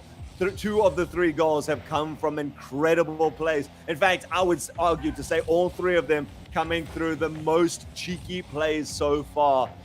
And yet still half a game to go here, depending on who's going to get to that grand final spots. Oh, it is there for the taking for either team right now. ATK getting the opening goal, but allowing Orlando Pirates to really break out here. Wordy trying to beat both defenders, and Willu there to follow. A massive response right now for ATK to keep this Game 7 alive. Gizu dragging 2 people into the corner there. Werty with the awareness that he's not going to get it past Cams, clashing across the goals there. Gets the pass off the upright, puts it back in towards the center, and you could not ask Wilu to get in a better shot than that. 2 goals apiece here, half a game to go. Now it's Orlando Pirates. History is repeating itself. 1 back and forth between these 2 teams. I think ATK are going to be the ones who are going to want to set this up. They've got a chance here. Gizu makes no mistake, gets it out of the corner. An inopportune time for Happy Meal to just pop this out towards the center. Comes down. Gravity not his friend, but it is the friend of ATK, led by Gizu. Gizu so vigilant on that shot as well. You saw Eliakim rotating to back post from not the direction that would cover that back post slot. Gizu puts it in the only position that Eliakim would be ill positioned to save. There is just so much game knowledge that comes with this highly mechanical player as well of Gizu that is showing face during this most clutch moment of the series. Could he be that one leading factor right now for ATK? They've got 2 goals here to take the lead. The question is, can they hold on? Oh, man, this creativity coming out now. If I had to put a man of the match right now, it would have to be Gizu here from ATK, matching up against the Lion, the stalwart in defense, who's been doing so much work to try and deny these opportunities. Now it's Eliakim again. He's trying to get it back towards Happy Meal. That's a bad place to put it. It's in the center. Gizu unable to find that open net there. Would have almost surely clinched it here for ATK. Instead, now Orlando Pirates on the offense. Happy Meal's got control. He's got the boost. He's backed up by Eliakim. It goes on the backboard. Cam's there. Happy Meal's there. The shots coming in fast and furious, but every one of them denied. How? Oh, unbelievable. ATK turning on attack mode from their own goal line. Everybody there to contend while their defense looking like a solid wall. We've seen too many vulnerabilities right now from Orlando Pirates. The latest counterattack from ATK with an open net was missed, but despite the missed shot, it is emblematic of the missing defense from Orlando Pirates that we've seen throughout this series. In a way, they are giving and handing the opportunities to ATK, but an opportunity for a shot is not what ATK need anymore. It is to continue that solid line of defense, bat away every ball. Willu trying to keep this out of dangerous territory. Cams with a shot to take it past, but Wordy with the clear. They survive a second more. Somehow Orlando Pirates already up to 10 shots, but they've not got enough goals just yet. Cam's looking for this one. He hands it off to Happy Meal. The two of them clashing in the air, unable to get a powerful shot in. And in the final 10 seconds, Orlando Pirates, they had 3 game points to work with. And ATK fighting till the last. We said it was going to go down to the last couple of seconds. Orlando Pirates now, they want to bring this back. They've worked so hard for this. It goes on the backboard. Happy Meal's up. It clangs down, flashes for a second. But it is ATK who will be going on to their grand finals. I have to talk, otherwise I'm speechless, Altruism. Are you kidding me? That shot ringing off of the crossbar, landing on the goal line at the final second. That is the one sign you need. That is the one showing to display what went on this entire series, that it was so tightly knitted. It was so level-headed. It was so close throughout the match. In Game 7, ATK have spoiled the party from Orlando Pirates. They will not make the grand finals. An excellent course for ATK to solidify that top 2 spot. All 3 of us on the panel said Orlando Pirates was going to take that, and with some confidence, but I don't think a single one of us is going to be upset at the way this ended up there. ATK coming through with just a masterclass of defensive work in the back line to hold it together against what can only be described as an onslaught here from Orlando Pirates. I am exhausted after that. And Pyro, you got to still go on to another semifinals. This is the first series of the day. I'm glad I get a break before that grand finals, but I can tell you what, both of these teams deserve to be there. And what a game that we get there. Proxy, are you happy with that showing? Absolutely, I'm happy with that showing. I was sitting on the edge of my seat. I fell off a few times. Thankfully, the camera wasn't on to me, but it was an absolutely phenomenal series from both teams, in all honesty. I mean, there's massive moments. Again, I mean, Happy Meal with the back-to-back finishes, the goals back-to-back-to-back. Gaizu, hello? What happened there? Just all of a sudden, it's like they popped an energy drink there in the final 2 series. It was just goal after goal after goal being set up for the likes of ATK, and it was gorgeous. It was a beautiful series and a very surprising series. Pyro, we go back to that upset. We go back to that storyline that's been building for ATK this entire weekend. They lost to OP in the Swiss round. They came back. They had to fight their way into these playoffs to get to this point. And now, in the final BO7, They take the dub. Wow. You know, it brings me back to last season of the RLCS. There was one time where it wasn't the acclaimed top 2 of the last season, you know, Water, who became Bravado Gaming and Orlando Pirates, and it was ATK. They were the one team to have a grand finals showing, and here they are this season again, of course, of a different makeup, but still with that same dangerous aura to them that they can take down truly anybody to get to that standpoint. And it feels like this revenge tour has been set up from the beginning. I mean, even during the first regional, they went to Game 5 against Orlando Pirates again and again, disappointed with their performance. Now they bring it to that last game and win out by the closest of margins. It's all too sweet for this ATK team. I mean, Altruism, if we just take a look at the story just from the series alone, even if we don't think about whatever else they've had to fight through in this weekend, ATK jumping in with a beautiful back-to-back goals, and then we start to talk about that whole Orlando Pirates taking that first game to sort of suss out the competition, see what they can go with, and, you know, a little bit of a slower start to OP, but then we were only talking about the Pirates. We were only talking about the Pirates taking those wins. Even with our ridiculous overtimes, it was always Orlando Pirates coming out on top, and then yet even in the last stretches of it, in the reverse sweep moments, ATK still had that mentality to back themselves into those final 3 games to come back stronger. And I mean, for them to do that, the level of mentality, it's ridiculous. It's incredible. I don't know how these players are able to keep it calm. Their controllers must be dripping by now, because just sitting here, I was bouncing, I was shaking. I would not have been able to make a clean touch at any stage, and these guys were bringing out more than clean touches. They were bringing out new mechanics there. That first Gizu goal there with the musty attempt that somehow still slid off his back bumper in there. There was so much depth from this ATK side. There was so much resilience to be able to withstand shot after shot of Orlando Pirates, the team renowned for that pressure, and then turn around in a second, find their way across the field, get that awareness to go for the pass instead of the straight shot in there. Every moment was alive and sparkling here from this ATK lineup, and man, did they put on a show. What a pleasure to get to watch them at work. And the pleasures continue. As we know, we have a lovely, lovely interview lined up, of course, coming through. What a massive setup. What a way to start off a BO7, to come back after every single game and still know that you're going to be taking that W. I mean, how are you feeling? How are you actually still not shaking? I'm shaking and I'm just sitting and watching. How are you doing, Witty?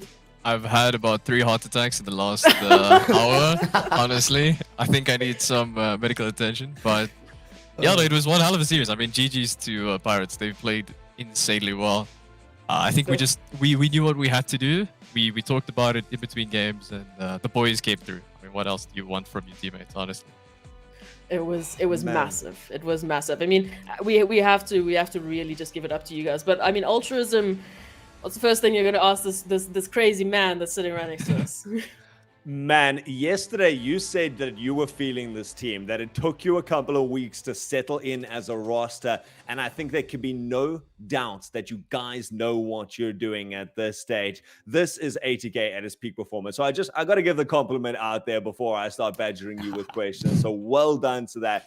But I got to say, was it getting more frenetic at the end there when you just realized you had such a mountain to climb? Or did they just get the sense of calm in the background? I've got to know what's going on in your minds in that calm room. I think it got calmer as we went along. The first couple of games weren't necessarily stressful. Comms were really calm, collected. Everyone seemed very level-headed. The only time I'd say we showed stereotypical types of stress was probably the last 20 seconds of that game 7. That was very, very stressful. But it was important that we ensured everybody just relaxed. Just play your game. You don't have to stress. You know, you win, you lose, you lose. But well done to them, genuinely. Fair enough. I mean, Wordy, it's a pleasure to talk to you again. I mean, congratulations again on the win. It's great to see you back here. I doubted you twice in a row now on predictions. So, you know, you don't have to talk to me if you don't want to. It's fine. I understand. I've learned my lesson now. You know what I mean? But, Wordy, I'm especially excited to talk to you because to me, you were the guardian of the goal line. Whenever there was a leaping, diving, legendary save to be made, it was you. Can you please bring us into the mind of a defender like yourself? How do you make those saves, whether it's on low boost, on high boost, whatever it is? What is going through your mind in those moments? I mean, it's very easy to make these plays happen and all of this, because when you have teammates that you can rely on, when everyone understands their role and what they need to do, it's easy having so much faith. You just have to do what you need to do, nothing more, nothing less, and you can leave. You can be a very happy person with how the team is playing as a whole. It makes life a lot easier for an individual. All right. I mean, you guys were absolutely mental. We were talking about it, just the mentality that you have to keep coming back, to just stay calm. I mean, even in those last couple of seconds, as we mentioned, I mean, the ball was only on your side. It was right in front of your goal line, hit after hit after hit after hit. And yet there was constantly an answer from you guys just to bring it back and still to say, well, we're still going to score. No matter what, we're still going to score. I mean, in those final moments, tell me, on a scale of 1 to 10, you know, were there any ears that were hurt? Were the comms that loud? were you dying a little bit in the backside, hoping that you can take a break a little bit afterwards? It wasn't so bad in terms of gameplay comms, but as soon as that ball hit the ground, we were, I think my neighbors are gonna complain for the next couple of days because it was amazing. It felt really good, especially like after a very long time of being in a finals. But yeah, it was enjoyable, very fun. You guys must be ecstatic, right? I can only imagine right now. I'm sitting with the biggest smile on my face because of that series. But now the big thing comes in. This is the first time you guys have gotten to the finals in a while. And this was a big upset, or at least a big challenge, a mental block that you had to go through, going down in the final game the last 2 times. You say you guys are feeling it right now. You certainly showed up on the day. Is this the peak of ATK right now? And how do you feel going into that grand finals? Is this the same tempo you're going, or is this just the beginning of everything you're going to bring out and there's still more to see? I feel like we didn't play as well as we could have. I feel like we played well enough for what we needed to do. We understood what we had to do. It was more like sort of a university pass, just 50%. Not a distinction, but there's a lot more in the tank. It's very trial and error because no one has beaten a grand final. All my 2 teammates haven't. So we want to make an extremely good first impression. We think we can do very well, but it's trial and error. With whatever the result is, I'm more than happy with what we've done over these last 4 weeks, basically. It's insane growth from the boys.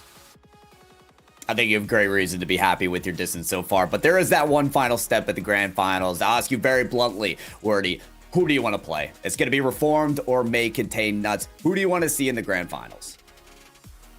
I'd say Reformed, because why not? They took us out in the quarterfinals last regional, so it would be a lot of fun to have a nice little rematch of that. No, absolutely. I like that. Rematch.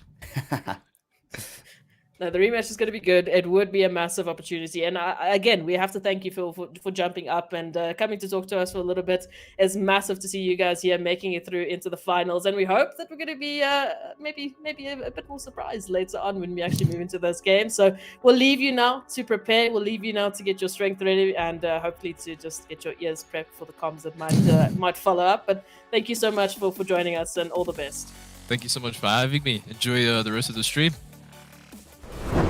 Fantastic. I mean, SSA, when we talk about it, some of the friendliest people, wouldn't you say, Pyro?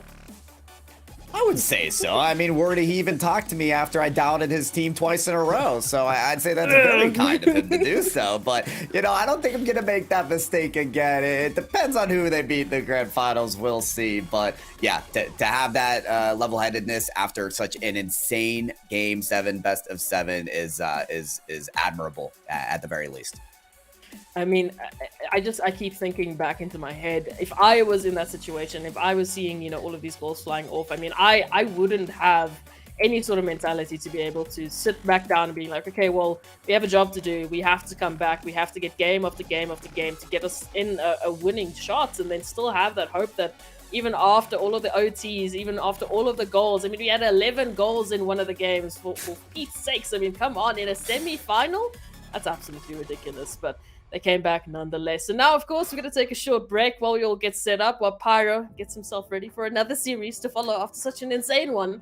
It is, of course, going to be just a short break. But Altruism, thank you. See you back in a little bit. And for the rest of the viewers, get that popcorn ready. This next series is going to be just as cracking.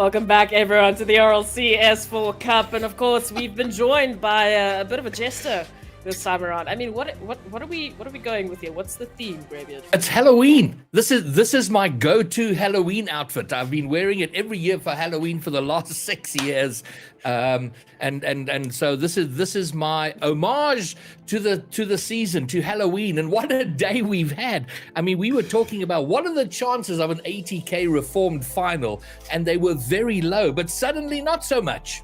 No, suddenly we've had an ATK reverse sweep. And I mean, that was a ridiculously close series. I mean, 3 out of the 7 games finished in OT. We had 11 goals in one of our matches. I think it was match number 3, moving into massive cheeky shots there in the final game. The fact that we got there just shows how close these teams have really been putting in their efforts. They've been bringing in the action, and of course, it's not going to stop anytime soon. My name is Proxy, and I'll be your host, of course, joined by the wonderful in disguise Greybeard and Pyro as we move into the next fantastic series, which is of course going to be May Contain Nuts up against Reformed in their rematch for the semi-finals. As you take a look at that team comparison, let's start talking about what we are in for. We know that we were not expecting Reformed to be taking that 3-1 in the Swiss round against May Contain Nuts, but now Pyro, they're back at it again. They have to do this again if you want to see that Reformed at ATK final.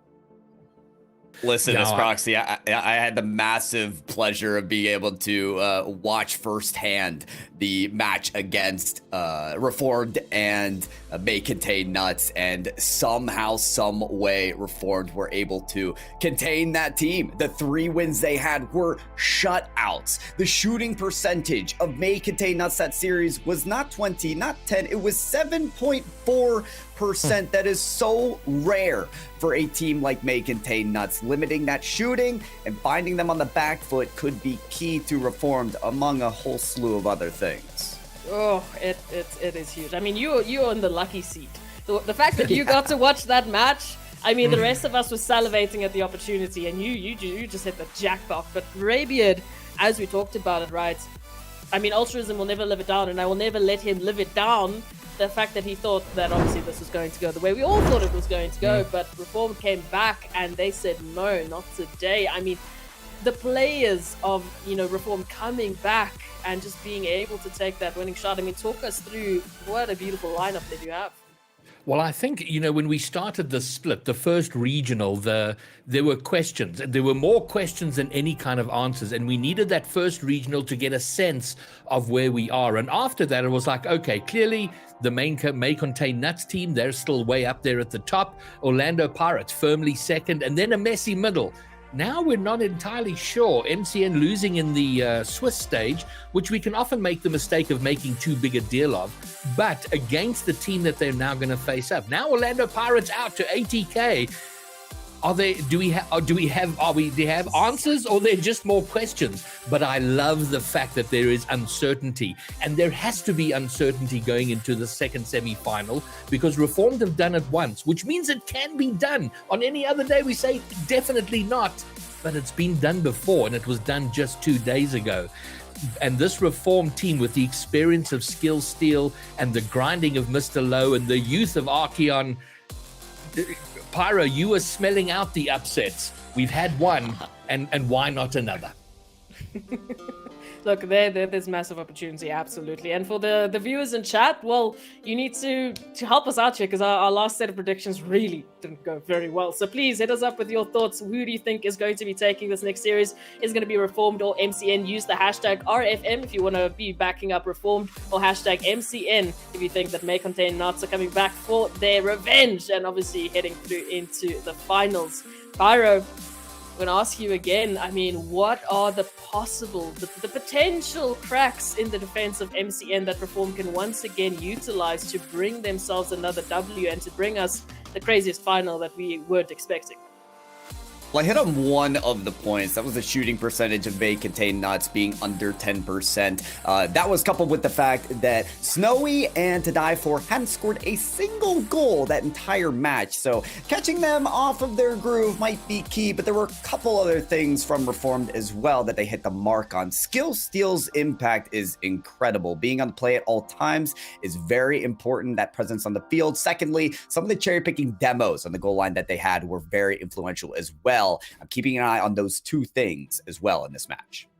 Well, the viewers are definitely giving us a very good idea of who they're going to be backing. 64% to Reformed in chat right now. So may contain nuts. I mean, regardless of all of their statistics, it seems the viewers really want to have this upset. But Greybeard, we do know a little bit better. We know the history of May Contain Nuts. We know what kind of monsters these players are going to be bringing to the table. And the players, the experience they have, we talk about it time and time again. I mean, do you really think they're going to just be taking this on their stride, coming through as the big bad guy, the people no one wants to win? They're going to say, it doesn't matter. We're going to be taking it nonetheless. Well, I think chat has they went in favor of ATK. They were right there. I can't see them being right here. But you know what?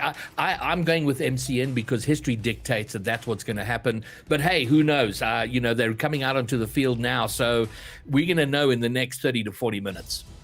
Well, as I hand it over to our casters, I'm going to have you do your predictions on that side of things. So let us know who you're going to be thinking is going to be taking this serious. But of course, for the second time today, let's give it over to our fantastic casters. It's Pyro coming off the back of a crazy series and Arabian. Yo, Pyro. Well, I just hope we get something as sensational as that last series. I mean, what a series for you to be on. It was just fantastic watching. So if it's anything close to that, I'll be happy. They're out on the field and away we go. So many things to consider in this matchup, Greybeard. The MCN one single loss in this season, and it is to this team of Reformed. Can they be that kryptonite, as that was the only single time this season that these two teams have met?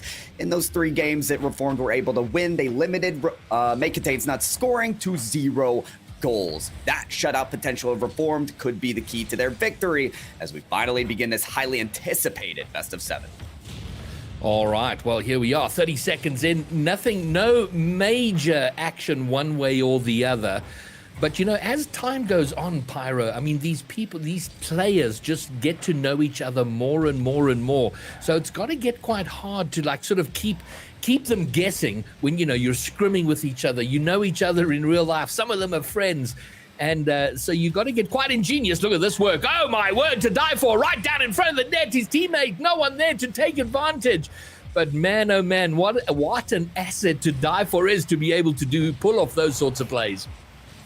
Got it. So many players to watch out for in this matchup. Of course, you allude to the fact that Skill Steal has 2 former teammates on the field right now of Darth and Snowy. He knows their abilities, but I would argue he knows To Die For even more. He has been the player, Skill Steal, that has matched up against him so many times last season. Here they are once again faced off against each other with Skill Steal trying to deny To Die For of everything he has. Darth there for the shot. Darth, another player to keep your eye on as well, as he had the 2 only goals against Reformed in their last meeting. It's them off the backboard. Snowy shot denied by Mr. Lowe. The defensive presence of Reformed still there, still palpable. Well, one of the big takeaways from that Swiss defeat of MCN was how much they were shut out, how they struggled to score, and you've made that point. And that's going to be playing on the mind of Nuts. They're going to want to score, and they're going to do it now! Through To Die For! It happens, and they will be most pleased to get themselves on the board. Darth with the long-distance pass of the backboard, and a pinch-perfect finish from To Die For. Well, and the defense needs to look a little less shaky from Reformed if they truly want to shut out this May Contain Nuts team once again, because allowing the backboard to be that free will be their demise. It occurs once again. The pass out from Snowy finds To Die For, as he is there for the shot every time. Okay, To Die For making a business now of just being sure to be at the end of a pass. First from Darth, now from Snowy. May Contain Nuts, 2 goals up. Beautifully done off the kickoff, looking for more revenge. Our may contain nuts. They will earn just that.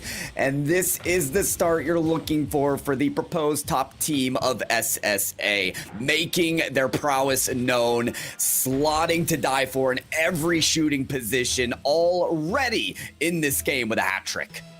I think this game was 0-0 at about 3 minutes 30. So in the last 45 seconds, May Contain Nuts have opened the floodgates. A to die for hat trick, but importantly, team plays. And my word, to die for now. Saving off. Oh no, it's an own goal. Arkia gets the credit, but I'm not sure the player it came off. The back pass off the backboard. Archeon finds himself there. Oh dear, nothing Snowy could do. Bounces off the back of his car into the net. Yeah, sometimes you learn the hard lesson of being on the other side of your own goal line, knocking that ball in. Skillsteal's presence, though, quite instrumental on that play, trying to read it off of the crossbar, allowed Snowy no room to really move or maneuver around that play. Skillsteal always there for the follow-up to die for. Are you kidding me? What is this? Some kind of pop off the flip reset that allows for that shot elevation and a fourth goal from the die for. That was such a low flip reset. So hard to read at that distance and at that height, but perfectly executed and to die for with his fourth. And that was simply filthy. I mean, at this point, this is a revenge tour for May Contain Nuts. Okay, they're coming into this series thinking, okay, Reform, you found us on one back foot. You are not going to find us like that again. Not in this top four scenario. We're not missing a top two. We're not missing a chance at the grand finals. Oh, Darth is going to steal that goal to die for there for the follow. But Darth says, come on now, share the wealth. Oh, but to die for involved in the play. And I'm starting to get the feeling here. It starts to feel a little bit like a May Contain Nuts statement game. They want to stamp some authority and say, you know what? Well done for your work on Swiss, but you're gonna have to wake up very early to take us a second time. I mean, the most surprising thing about that match in which May Contain Nuts were upset was their lack of scoring, and that speaks to Reform defense being able to be there and the positioning on offense as well instrumental. Mr. Lowe kind of threatening a redirect. The final touch is going to allow that ball to trickle in. Oh, wow. I think there was a fake there. The shot from Skillsteal at distance and then the fake in front of the net, confusing the last player. It goes in. May Contain Nuts not having it all their own way. And Reformed still here to put up their hands, to show up and make a statement about them and what they intend to do. And let's not get too carried away, of course. This is a best of 7. The marathon of Rocket League competitive interactions. So there's a long distance here so far. May Contain Nuts looking solid, but Reformed will refuse to be rolled over. They most certainly will. We remember all the back and forth that we saw between ATK and Orlando Pirates. If that top 4 scenario exists once again in this series, then surely Reformed will have an answer. They've had an answer in the form of 2 goals already, so they do have a chance at maybe finding a third here. No, it is actually Snowy to try and press up against them. Mr. Lowe, a touch now maybe on their counterattack, but Mr. Lowe out of boost. Skillsteal having the midfield presence. He's got the ball, but also eliminated from the stage. Mr. Lowe trying to keep this possession going because they need to have a firefight in this last 30 seconds, but it's seeming all unlikely. Oh my word. Two players going after that attempted clear, both missing. And I think that probably taking Nuts by surprise, unable to capitalize. Maybe now a late goal for Reformed if they can get control, but in the meantime, to die for. And it's got to strike terror in your heart every time he gets hold of the ball. He'll get his 5th, and man, he is on fire. 5 goals, 1 assist to die for with 100% goal participation. Feed the beast at this point, because to die for will not be beaten. Not in his first game, and what it's looking like, not in the rest of this series. Reformed not only needing a response against this high-powered May Contain Nuts team, but singularly against to die for in an excellent showing for the start of this best of 7. May Contain Nuts starting ahead early. May Contain Nuts, I think, have just scored 3 times their entire goal tally in that game, their series they lost to Reformed, and they've got it in one single game. Absolutely an emphatic win. Great start for them. It was pretty even Stevens for the first minute and a half, but once they got the opener, once To Die For found that backboard pass from Darth, it was the floodgates. And there was response from Reform. There's certainly life there. They've certainly got capacity and ability, but it looks to me early on, May Contain Nuts come here to play serious Rocket League. There's 2 takeaways from this first game. Number 1 is that, yes, Reform did have an answer. They are still very much in this series to perform as they did in the last games. They would score 1 or 2 points for the win. But the second and the greatest takeaway for me is that almost everything in that last matchup that Reform were able to upset is all washed away with this game right here. To Die For having 0 goals or goal participation in that last series, now having 5 on the mark of game 1. If he scored 2 or 3, I'm saying, okay, we got a series on our hands. 5 goals to die for. You cannot allow what could arguably be the most dangerous player in this region to be activated like that. If he's starting this hot, this early, Greybeard, that is a sign of danger for Reformed. It most certainly is, and that's the player they're going to have to watch, and watch him hard, because man, is he on fire. There's a reason that Darth and Snowy picked up this player of To Die For, an absolute unit when it comes to, starting off early, but it's going to be Reformed instead, catching May Contain Nuts off guard from the kickoff, their first lead in this series. My word, all of 7 seconds right off the kickoff. That's an excellent start for them. They have a lead. They're first in game 2. And Pyra, I said this with you yesterday. Aquadome for me is the RNG map. And that might be good for Reform to use to their advantage. And it is high in the air, intercepted. Snowy going to pick up the follow. Very patient, picks up the follow. A little bit of a heavy touch, allows it to be cleared.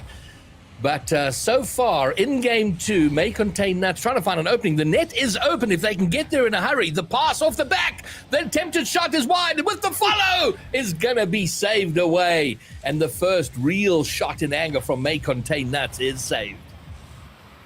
But immediately Reformed are stifled on their attack. That is a demolition on them. The shot is broken up, and you can tell how well May Contain Nuts are able to play defensively. But what on this transition here? The midfield pass intercepted as well. To Die For to try and clear away. Mr. Lowe with an inkling of boost, though, still to harass Snowy on their flight against the grain. Skill Steal has an opening here, pops it up. He does have Archeon on the follow. To Die For so patient defensively. There's a cross from the width of the field there. To Die For almost having a shot. Every moment feeling lethal for either team right here, Greybeard, in this game number 2. Ooh, this is very awkward. There's been a bump by Darth. The shot is intercepted, blocked away. But it is Nuts on the rampage. They're going to have another opportunity here. It glides across the net, nothing in there. Here they come again. Darth trying to get round for the angle, doesn't find it. And now the counter-attack may well be on, and I just wonder, we saw it with White Rabbit Gaming yesterday. A couple of times they scored early against May Contain Nuts, and I wonder if it's an advantage or a disadvantage when you score early against this team, because there seems like so much time to have to defend, and that's where Reformed are now, hanging on to their 1-goal lead for now, and they're getting closer and closer. May Contain Nuts, and they are building that stifling pressure. I recognize that for White Rabbit Gaming on their match yesterday, that they had that early lead that May Contain Nuts were able to work against. It's like a perceived comfort level for that team to have the lead early on, to have some shred of dominance, but then May Contain Nuts and their endurance is able to come through. Mr. Lowe so big near the goal line, trying to get that 50 to get a second goal now for Reformed. But what I will say about this team is it's not a perceived level of comfort. It's not fake confidence. This team has been here before. They've been at the point where they were able to shut out May Contain Nuts on multiple occasions. They have found the tools to do that. They can do this here again. They can score up the tally and again rack up another goal, but that shot going to be saved away. May Contain Nuts, they do not want to offer another scoring chance to Reform. And my concern here is they gave Archeon so much time to have a free shot at the goal. They were kind of almost backing up, and it was really causing some strife for them. But now they've managed to work their way out. To Die For, it's fear, it's terror, but it does go wide. Oh man, it is fear indeed set the eyes of Reformed, but they know what is to come of this May Contain Nuts team. If not for one of their series, for this first game one of this series, 6 goals have been depleted to simply 0. But 2 minutes left and a team bump on the side of Reformed. That communication needing to be well earned. I'm looking out at Skill Steal and Archeon on that team bump and wondering, okay guys, get in form, get in communication, because the one vulnerability that exposed itself multiple times in their series was Archeon and Skill Steal again and again, double committing. Wonderful pass here to Snowy, trying to slot it top corner, but can't find it just yet. All right, 1:15 to go. Reformed, I mean, they scored their goal 7 seconds in, so they've done magnificently well to hang on to it. But they got another minute to go. It's passed right in front. Where it is, Darth with the finish. I was wondering where the backup player was. And Snowy just takes it right across on the ground, never in the air at any moment until it rolled up the wall and across the line. And Darth will finish. And we have a level game. Patience is a virtue for May Contain Nuts. It took 4 minutes of gameplay, and it took Snowy very slowly making his way towards the goal line to make that happen, to die for again. Space off the kickoff. Very weary thing there for Reformed. And there's the double commit from Archeon and Skill Steal again. That is the one thing that is going to battle against them. Darth actually takes this infield. He wants a shot on target, cannot find it. Game still tied here, 30 seconds to go. Reformed, they need another chance to even the series. Yeah, and a couple of examples of miscommunication. The double commit on the one side and attack, and then two play. Oh my word, the net's open. Oh my word, to dive for gets the credit, but that just rolled long distance. To dive for was really just, maybe to give him credit, he probably saw the open net and knew that he just had to get it on target with enough speed, because everybody from Reformed was up. And after leading this game for close on 4 solid minutes, Reformed find themselves a goal behind.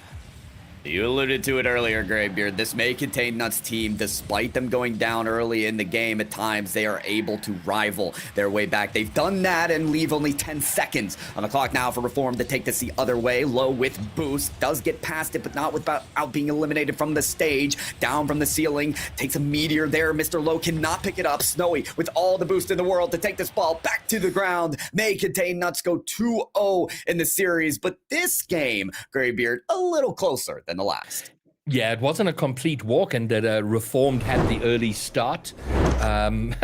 And held on to it for long. But I mean, we spoke a little bit about it, about the, scoring early against May Contain Nuts is a blessing and a curse, because there is so long to go. And May Contain Nuts are not going to panic going behind early. They know they can build up the attack and slowly suck the air out of their opponents.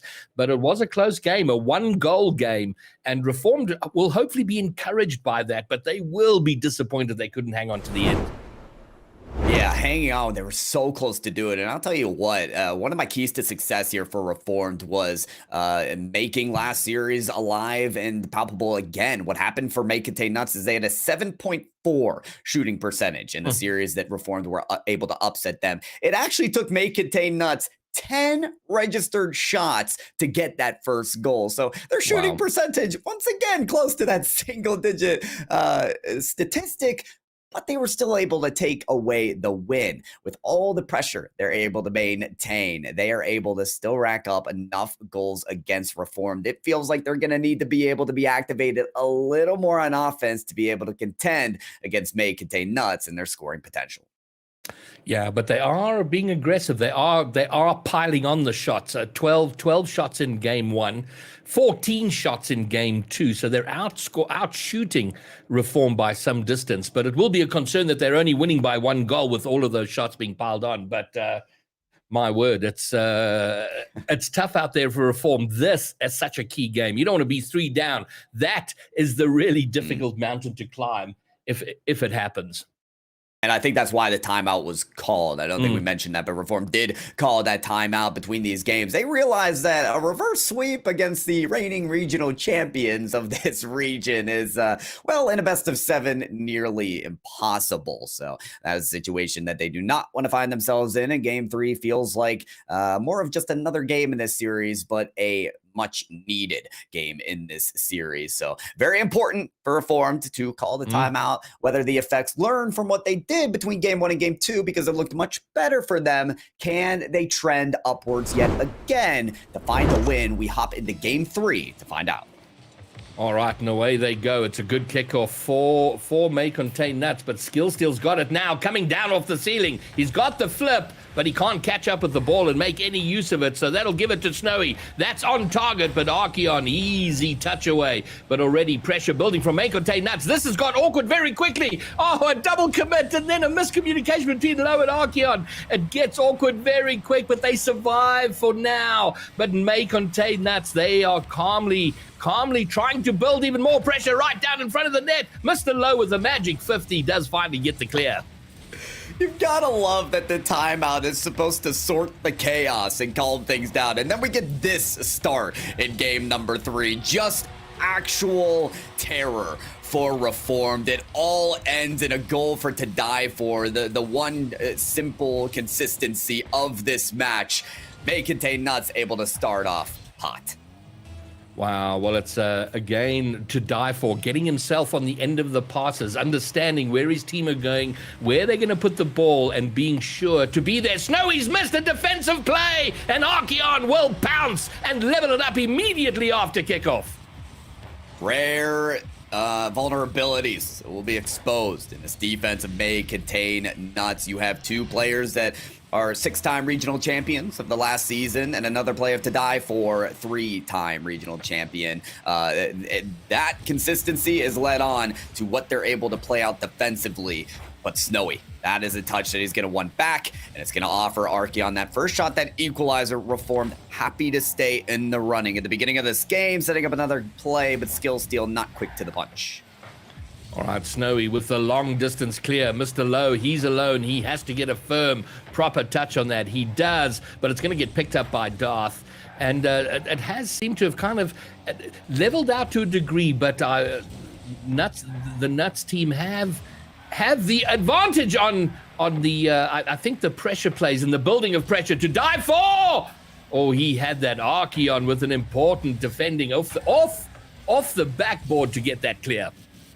But you're right about the pressure, Graybeard. The shots are 7-1 in favor of May Contain Nuts. To have 7 shots in the first 2 minutes, not even, is a lot for Reformed to handle. They have to feel exhausted already with not even the halfway mark passed in this game. But it does speak to this team's resilience. Skillsteal, one of those players most assuredly to make those stops. Can't get there, Mr. Low. The next up, Archeon able to find an interception as well. But what a play from Darth to stay on this ball and keep the head swiveling from Reformed, making them second guess every stance that they take. However, Mr. Low is looking for a conversion to Archeon off of the side while he's got all that boost, but with a light touch, it's out to Skillsteal, looking for that double tap. Darth, no, Snowy, great backboard defense to cut it off, not giving Skillsteal the time of day. All right, they are, well, we've made the comment, they're very good at building the pressure, they're very good at having shots on goal. There's one there, Archeon with the save. If they can improve even just a little bit that conversion rate, they should be dominating these games, whereas Reformed are having to be on defense, looking for those opportunities. They defend very well here, and that's a positive for them. I mean, they're keeping out most of the shots, but, you know, when you're putting on 12, 14 shots in a 5-minute game, you know, you just need to make a mistake twice to find yourself behind. And that's kind of where we are with Reformed at the moment. Well, Skillsteal's trying to force those mistakes right now on May Contain Nuts. We're seeing the strategy that they utilized in the past series against May Contain Nuts. Those cherry-picking demolitions start to raise their ugly head once again. Skillsteal had moved way up the field to find that demo, but couldn't find anyone. You're looking at May Contain Nuts, maybe learning from that last match and knowing that those demolitions are coming and implementing that evasiveness to look out for them and not let those work again for Reformed. But a missed touch on the backboard almost leaves it available for Mr. Low. He can't find it. Skillsteal keeping this team alive, though, not allowing them to be counterattacked upon once again to die for safe to the corner. Yeah, from the position I was looking at it from, it looked for all money that was going to be in to die for. Oh, just gets a touch away, but that was looking pretty threatening. Potential possibilities there for Reformed, but this is a better passage of play for them. It's been a good period. They've been able to get it over to the MCN side and build up some kind of pressure rather than just having to do the work on defense. And now a scramble in midfield opens up a shot on net. Snowy recovers, gets back, and gets the save. Snowy, an MVP performance right there, keeping his team on top. Can he make another diving save? He can, to the top corner. There's no getting around this player. You can hound him with the bumps. You can set up these shots top corner. Still, he will bat that ball away. Reformed, it's taking their top quality to put shots that will go through the back line. So far, Snowy, the lone defender, keeping it away. Now Dart setting up an air dribble bump. Cannot connect on that bump to dive for next up the backboard. No read to be had with the Archeon clear. Well, game 1 was pretty much a runaway win for Nuts. Game 2 was a lot closer. But this game, with 10 seconds to go, we may be looking at our first overtime, and certainly the closest of the games, despite the shot advantage coming out from May Contain Nuts. Reformed have kept it in, and we do indeed have a game 3 overtime, and away they go. Is it going to be one of those insta overtimes, or will we see an epic? Oh, there's a double commit by the Nuts team in attack, and now a demo may open things up on the other side. Darth can only push it back to his own corner.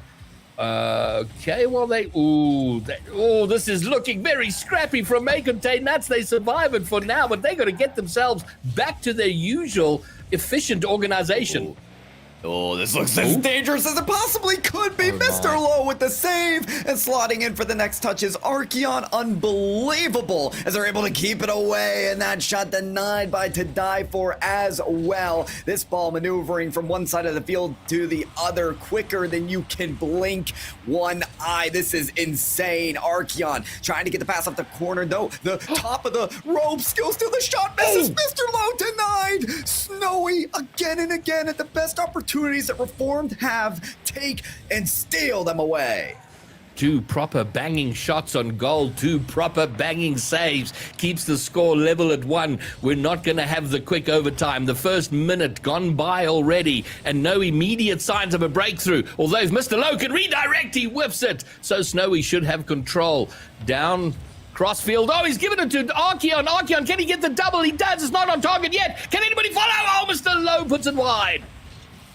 And Reformed have given themselves every single chance to score here, but May Contain Nuts offering no breathing room to this team. You're wondering how they scored in the last meeting. It was off of a lot of goal line demolitions. We haven't seen that. We've seen the harassment from Skill Steal, a couple bumps here and there, but no eliminations on the field. That could be the one factor that they need. Archeon getting that started right now with a demolition in the midfield against Snowy, trying to enable Skill Steal around the corner, but he can't find it past the lone defender, still guarding that back line. They're able to kick it away once again. Snowy losing the ball off to Skill Steal. He's down for harassment again. He's trying to get those goalies out of the play, whether it's a bumper and demo. Mr. Lowe off the corner, setting up his team, forcing 2 defenders. And if Skill Steal's there, the shot is through, but Snowy instead rises to the occasion. And we've seen a couple of examples of double commits from May Contain Nuts. They've survived now. Oh, the net's open on the other side To Die For. Should have this in. He does. Easy angle for him. And it has been a very tense, very tight, very close game. But May Contain Nuts take it over the finish line after nearly 2.5 minutes of overtime. And my word, that is going to be a loss that hurts a lot for Reformed. Reformed, they've used their timeouts. They've given themselves so many chances. They finally cracked that double-digit shot line there. That is 11 total in that game there. You can see it, but wow, Graybeard. I mean, now they have to pull up off the reverse sweep, which looks nearly impossible. Can we talk for a second about the perseverance of May Contain Nuts? How many saves they had to make? It feels almost impossible for Reform to score at that point. Yeah, but listen, I mean, the action reversed on the other side. Their shot and save counts are very, very close together, and I think just mirrors how close that game was. It could have been reformed, and at some points it should have been reformed with their opportunities to score. And I'm sure if they are to go on and lose this, I think they're going to look back at those tiny moments. And I've said often before, my favorite expression is great events turn on small hinges. It's those tiny moments, the missed opportunity, the shot just wide, the little double commit that leads to the greater things. And they may look at that, but you know what? I'm not gonna read the obituary before we have to. They've got the opportunity to come back. Can they pull off the unlikeliest of events, a best of 7 reverse sweep? Tell you what, Graybeard, I never got my chance to make a formal prediction. It was reformed in my mind. And you know what? I'm going to stand by it, okay? The ultimate reverse sweep needed from a team that's given May Contain Nuts their only upset of the season. Can they do it again? It's a monumental effort. It's something that not a lot of folks would believe in, but I'm giving them the shred of hope here. They've brought it to an overtime at game 3. They can keep every single game close if they so desire. Darth close on that shot. And of course, you can get lost in the mountain of work you have to do. But the great thing about Rocket League is just do the work that's in front of you. Get the ball right in front of you, over to the other side, score a goal, move on to the next, and just take it one moment at a time. And Rocket League does allow for that. It does give you that sort of forward look. Well, you don't have to look too forward. You can be very rooted in the moment, but in this moment, to die for is going to get goal number 7, I believe. And he's been on a tear. It continues. May Contain Nuts with first blood. That play is a death sentence for Reform. They've been on the defensive for so long, scavenging boost pads wherever they can, and then you activate to die for with all the boost in the world in the air, and he can just look at the goal line defenders and put it wherever he wants to die for. 9 times out of 10, heck, 10 out of 10 in this case, in this series, how hot he's been in this series will put that through where the defenders are not. That's the first goal now for May Contain Nuts. They start off on the right foot, and Reformed have been stuck in their back third for just about this entire game 4. Yeah, and the comment that might be in. There's an opportunity here. Archeon can't get it. Mr. Low with the follow, Snowy with the save. And exactly what we saw last game, these build-ups, opportunity, Reformed carving out an opening and not walking through the opening they'd worked so hard to open, and now an opportunity on the other side for May Contain Nuts to die for is out 50'd, but now heading again toward the Reform net. Mr. Lowe should get it at least some distance away. Oh, another moment they should possibly have grasped. The momentum on the turn around from defense to offense has been stinted again and again by May Contain Nuts, and maybe it's even Reformed battling themselves here. Some of the rotations have been very turnaround, been very repetitive in the wrong ways. Skill steal, that is a routine touch there. Something he's not going to be pleased of. May Contain Nuts go up 2. Yeah, it looks like he lost his second jump. He didn't flick toward the ball or dodge toward it. Not sure what happened there. And Darth will be the most surprised on the field that went in and he has a goal.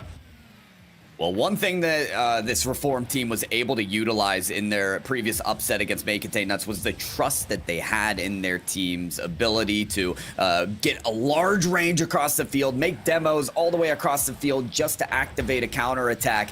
Right now, that trust eroding with a missed touch there from Skill Steal. Skill Steal, one of the most dependable players right now in this match. So seeing that miscue is not a good sign right now for Reformed, who needs to be at their best abilities to make this reverse sweep possible. Slightly over half the game to go, and all the work is for Reform. To die for is alone, gives up his life for a clear, but Mr. Lowe will have the follow-up there. Darth does very well. Oh, he does magnificently. Mr. Lowe just gets back for the save, but from a potential conceding point, transitioning to a wonderful attack through Darth. Well, here it is, the point of return for To Die For. He will not allow this chance to go undone. Darth had a shot earlier that he thought maybe was in. He'll earn this one. Oh, man, To Die For just bullying his way through that 50 and the ball in front of the net. Darth with the finish. And now it's starting to feel a bit more like that stamp of authority we saw in game 1. Reform did exceptionally well in games 2 and 3 to keep it close, keep it tight. But losing those games, particularly game 3, I think was really damaging, but they ain't done yet. Skill Steel does get one back with the African bouncer for their opening goal here. And maybe a glimmer of hope. Do not count this team out. Okay, they've done it before. Reformed, though, in their wins, every single win in that best of 5 was a shutout. This time they have to come back, and they've got to climb a mountain to get back into this game. But if that is what it takes, and maybe they're up for the challenge, Demolition onto Snowy to take out the shot taker for Reformed, allows them a lane to get out of their back third. Skill Steal down on the wall, trying to read this touch off the backboard as well. Snowy simply not allowing it, coming from the respawn and denying that chance. Snowy redirect, not there, but a great look for May Contain Nuts. Oh, that would have been one delicious shot if Snowy had gotten on it. He doesn't, so it does keep. Oh, there's been a double demo. Skill Steal, the lone live player on the field, does enough. Archeon from distance, but Darth has made his way back. Passes it long forward to Die For. And this is where they are so strong, is how quickly they can link up with each other. And I think we had the classic triple there to make sure that ball didn't go in. Sub 1 minute, Reformed running low on time. If they're going to level this up, they've got to get their second really, really soon. Get themselves reset, focused, and organized forward. But they're on the wrong side and just cannot get the ball out at the moment. Yeah, that reset needs to bring them to the other side of the field. Archeon would have been better off with the second touch off the wall there, but it is about to Skill Steal. Darth on their back foot here. Pass comes across the goal line, but a bit too high and no one there to follow. Snowy trying to be Mr. Low to this touch. Able to pick it up after the first. Snowy sees Darth in the midfield. That should be the dagger. The final nail. Snowy to Darth. A combination play that we've known for oh so long in SSA. Yeah, and it's an area of their game where they're probably doing it better than anybody else. It's not just the passing plays. It's the fact that they aren't very well telegraphed. You know, we saw in the ATG Pirates game where Pirates were on many occasions able to intercept those passing plays. But May Contain Nuts, just their sheer pace, they've made it hard to predict those plays, very hard to get in front of.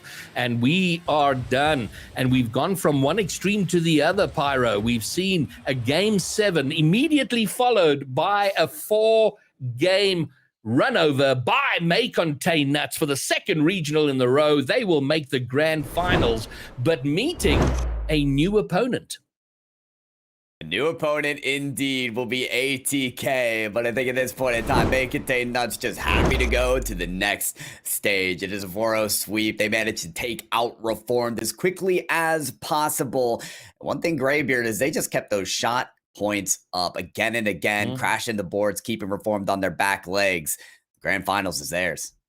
Well, you know what, and S Proxy is now is going to join us again, but you know yeah, you want to have a high shooting percentage. You want to convert as many of your shots as possible. But you know what? If you can put 10 plus, 10, 15 shots onto a goal in a game, you're going to be scoring enough to win in most cases. And May Contain Nuts winning by sheer weight of their pressure, Proxy. Today has been a little bit of a roller coaster for me. I mean, that first series was so incredibly close, but again, the statistics, they went to back that. This was the question mark that we moved on into. This is the game that, as you mentioned, Greybeard, we had a lot of questions about. You know, are we going to see another bit of a change-up? Is Reformed going to come back once again and bring in an absolutely beautiful performance? Or is May Contain Nuts going to do what they do best and take the series? Moving into that one, first thing I want to start off with, Pyro, you can hopefully give me the answer here. To Die For. What are you supposed to do against a player like To Die For? I mean, in all honesty, like, yes, we could talk about the double setups just now from Darth and Snowy, but To Die For? How must you fight against that? Oh, it is nearly impossible. I mean, look, there's a reason that this team is the makeup that they are. Snowy and Darth, though they were on a team that was the most winningest, they won the most in the last season, they still wanted to improve their unit. That's why they took To Die For on this roster. And I think the series was a great display of just that. You offer him space and boost, and he will make the other team pay. It is very much that simple. A massive, influential game here for To Die For, and it's a bit of foreshadowing as well to, I think, what he will be able to do in the grand finals.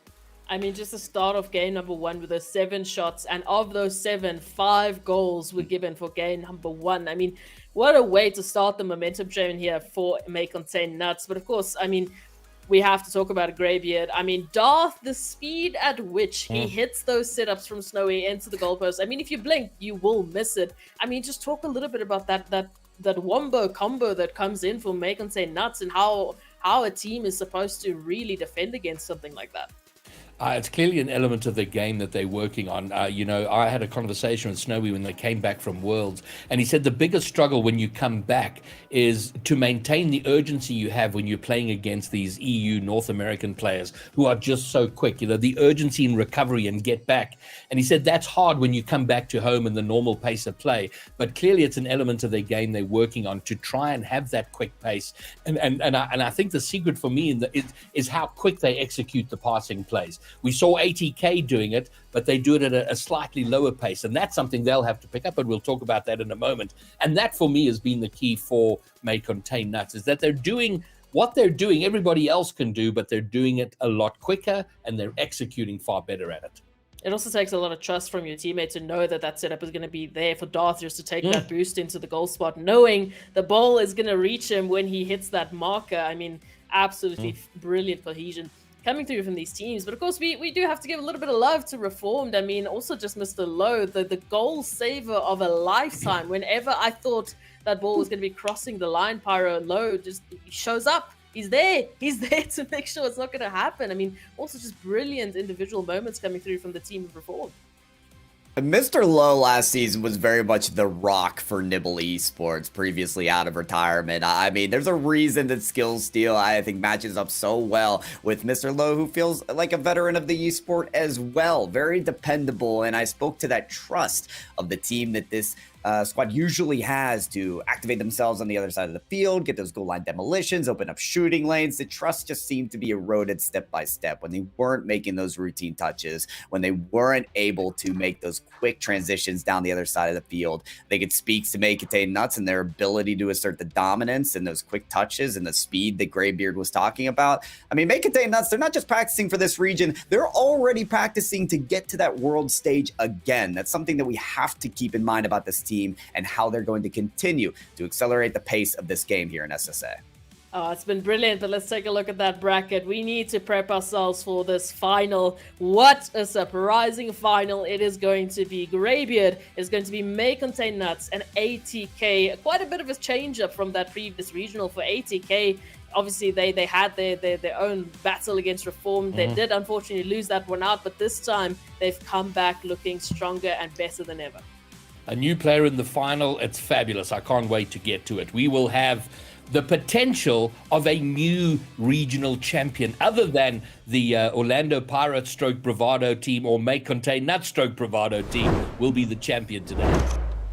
It is going to be brilliant. The confidence from May Contain Nuts in that final series was absolutely brilliant. But the work that ATK have been bringing in, you can give us your predictions in chat. Get them ready because they are going to be hot and heavy. While we take a quick break, we're going to get ourselves prepped for this final series. You have to know it is going to be spicy. So don't go anywhere. The action is just around the corner.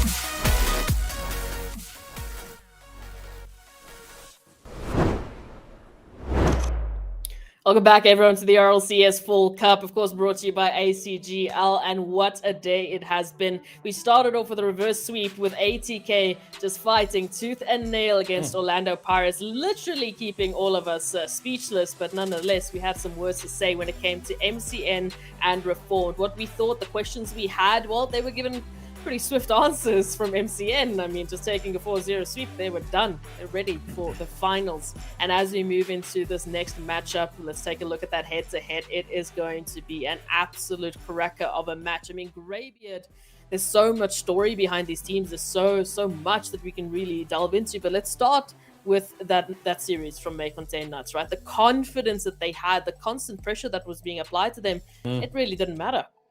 I think it was an important series for them to reaffirm the team that we've expected them to be, the team that we, without much thought, would predict to win every game. And then they lost that one, and now we go, "Ooh, is it the time for a change? Is there a shake-up?" So it was important for them to win that, to win it well, and they did. 4-0.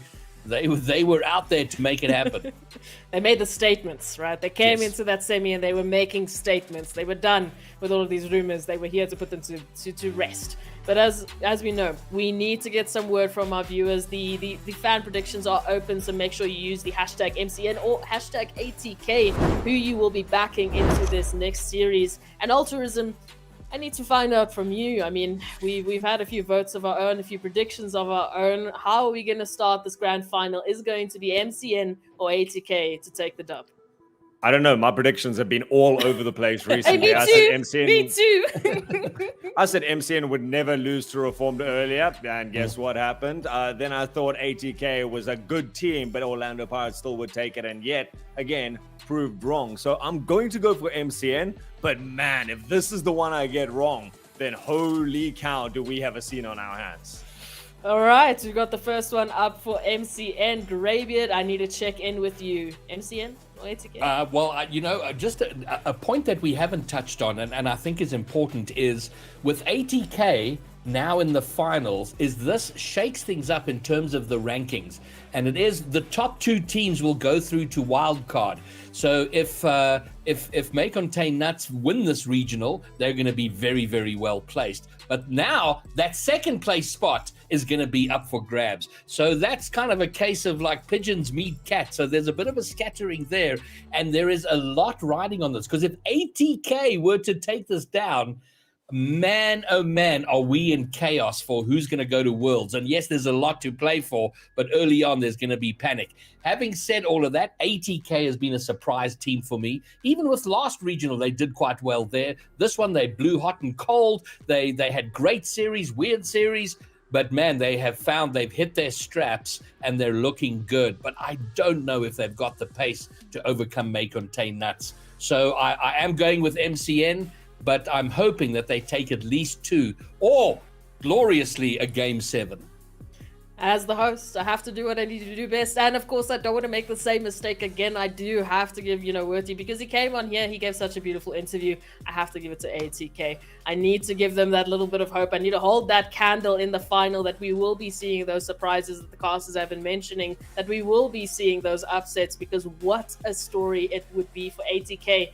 What a battle and a journey they've had to take just to get to this point. And wouldn't it be so sweet if we added that final W right at the top? We can see the chat results at the bottom as well. So 57% will be standing with me in the ATK corner. Well, of course, a very, very respectable 40% now, it looks like it's changed, will be standing with MCN. As we move into this final, it cannot be filled without any questions. I mean, right, we've got MCN with the confidence, with the experience. We've got ATK with a little bit of that surprising factor. Altruism, do you think that's what's going to be bringing them into, that potential for the W, that they have that extra little bit of question factor? Well, Alta, I actually wanted to throw a question to you. I mean, that chat vote result is a little surprising, and I wonder how much chat are allowing their emotions to get ahead of them there by voting against the Nuts team. I mean, ATK has got some of the most passionate fans there. I snuck in my little vote into the text chat, so part of that 40% was me, and instantly I got shut down with the go away. But I'm here. I'm here. I'm allowed to say what I want to, and I think Make It Day Nuts does deserve the title of their favorites for this one. But their fans are here for ATK. The players are here for ATK. They have never shown up this potent before. And I think if there was ever a day that ATK could take this, then hell's yes, it's today. Yes. The admins are having a tough time. They keep changing the times that they're giving me. It's MCN 45, that it's 55 to 80k. I mean, those numbers are constantly changing, and the admins are just having a field day. But yeah, the fans are here regardless, whether it's to MCN or to ATK. The fans are here to witness some prime Rocket League. And of course, what better way to do it than to hand it over to Greybeard and Altruism, the duo that we cannot live without. We are heading into the finals for the RLCS Fall Cup, and we are going to give it off to these wonderful casters. So let's get into the action as soon as we can. Greybeard. I must admit, after that last series where I was watching ATK fight to the death, I'm so excited to see what they can do. I don't know if they're worn out or just more inspired than ever to take this. This is going to be their biggest challenge. I know Werty was saying that he's so proud of his team for what they've done so far. And you said 4-2. I also was actually thinking along those sort of lines. I think 2 games would be a really good showing here by ATK. I think it would be amazing. I mean, even more amazing would be a win by ATK. And a point, Altruism, we have to make is that this is the first time since the inception of SSA RLCS Rocket League that we have any non-South Africans in the grand final. We have Willu and we have Gizu, who are non-South African. So that is another step forward for the region. Oh, I love it, right? We've had a couple of international orgs starting to step in here. The fact that we've got, this is not SA. This is not RLCS SA division. This is SSA. We've got a lot of people starting to really appreciate. We've got fans from around the world, and for good reason, right? And it'll be interesting to see how this goes. The international talent and, you know, the ex-coaching experience coming out from Gizu versus the international experience that MCN has managed to pick up so far. All right, well, we are underway. Early defensive work from ATK. Darth now forward. Gizu has to get on that. It does. It goes into their corner to die for. And man, Altruism wasn't this to die for guy. He was just an absolute terror in that semi-final. And I think putting away 7 or 8 goals, an absolute monster in that series, and no doubt going to be a massive feature here. In the meantime, the ball kept dead through a series of 50s right over in the ATK half. They finally do break out, and maybe a little bit of breathing room to find Gizu with the shot, Snowy with the save, Willow with the he doesn't get the follow. A great opening attack, an opportunity for ATK. Oh man, that was close. I think that was just pure circumstance right there that left the defender in the correct position, because that was a banging shot off an incredibly good setup so far. And I think this is what ATK has the potency, and somehow he comes off to the other side of the field, gets an impeccable save there. Gizu was the standout performer here for ATK against Orlando Pirates, and is so far not disappointing. Clutch work in defense, and you get the feeling they're going to have to do that a lot if they're going to take down the series, because we saw against Reformed just the sheer weight, the numbers of attacking plays, shots on goal from MCN, saw them going through there. So defense is going to be massively important. And so far, ATK doing the job. We're coming up for 2 minutes. They've kept it scoreless despite several attacks from MCN, and they've had a couple of looks themselves over on the other side. Yeah, 100%. Even if we just look at that last series, I definitely think it's going to be MCN with more of the scoring opportunities. So it's going to be up to ATK to do some work in the back line and then make their limited opportunities count for themselves. All right, Snowy, yet another MCN attack building. Nothing happening yet. And now ATK trying to take it over. Make something happen on the other. Snowy's going to get there first. Gizu's alone in the net for the time being, and he's man enough to get there quickly, to get there before. But Darth, there is a demo, but Werty's going to pick it up, and it remains evenly poised.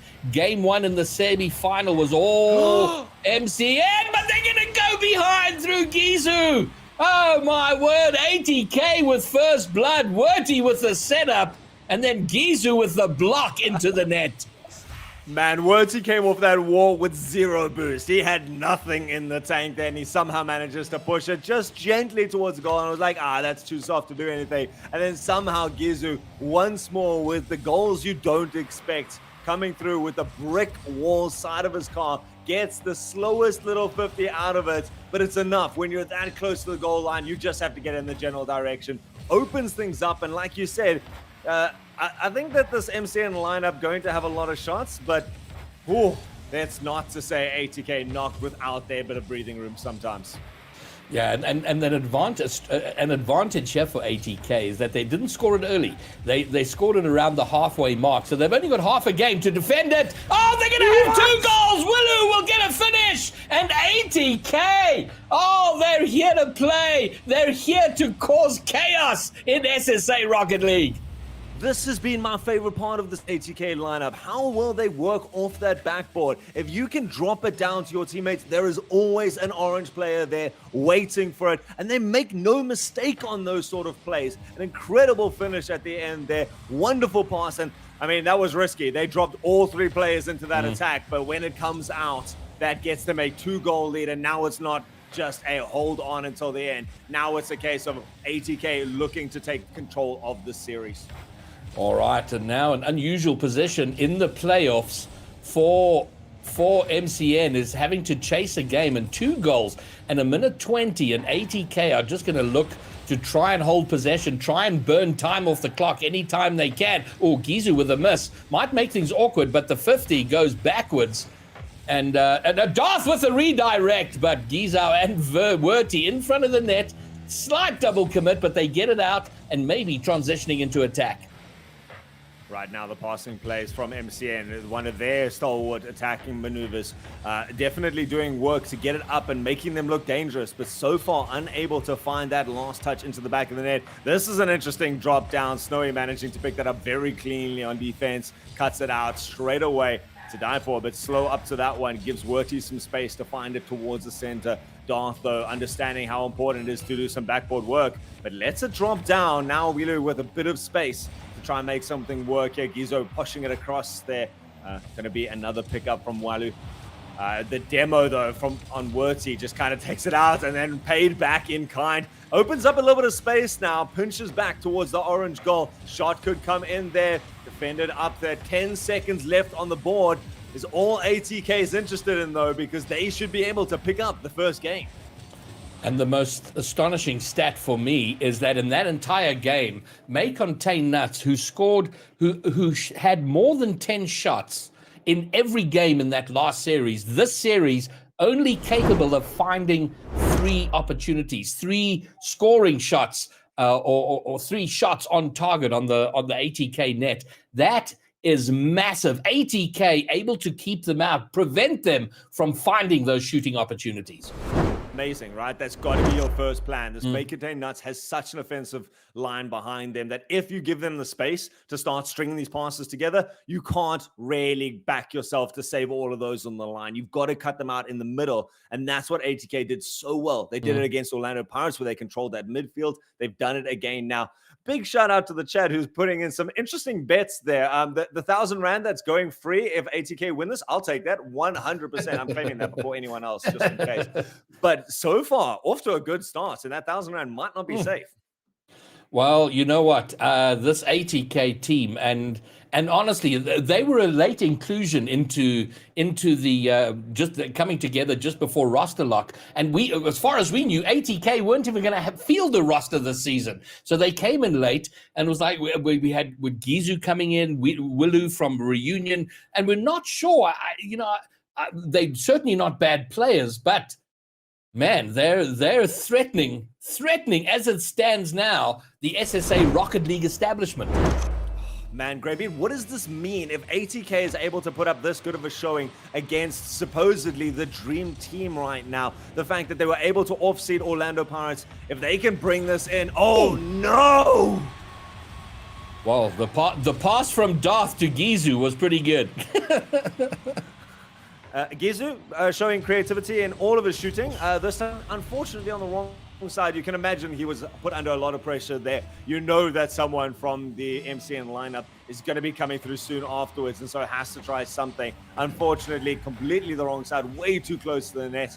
And MCN, while it might not be the way that they're used to scoring those beautiful goals, it counts at the end of the day. And it means ATK now setting themselves off on the back foot. All right, and here we go to Die For, who didn't feature much in that last game, didn't have much of an impact, and we know when he does, when he hits his straps, when he finds his rhythm, he is a devastating player. Darth there not finding the follow on the wall. That is tidied up, though. Now there's going to be an opportunity. Oh, I glimpsed an open net, but the attempted shot is cut out, this time to Die For toward the net. Giza should get the clear, and indeed he does.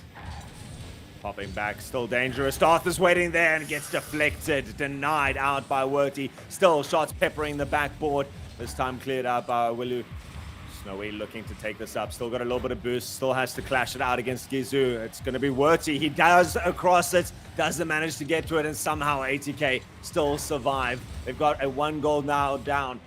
And they would hate to have 2 goals this early in the game. Absolutely, but they keep it to 1 for now.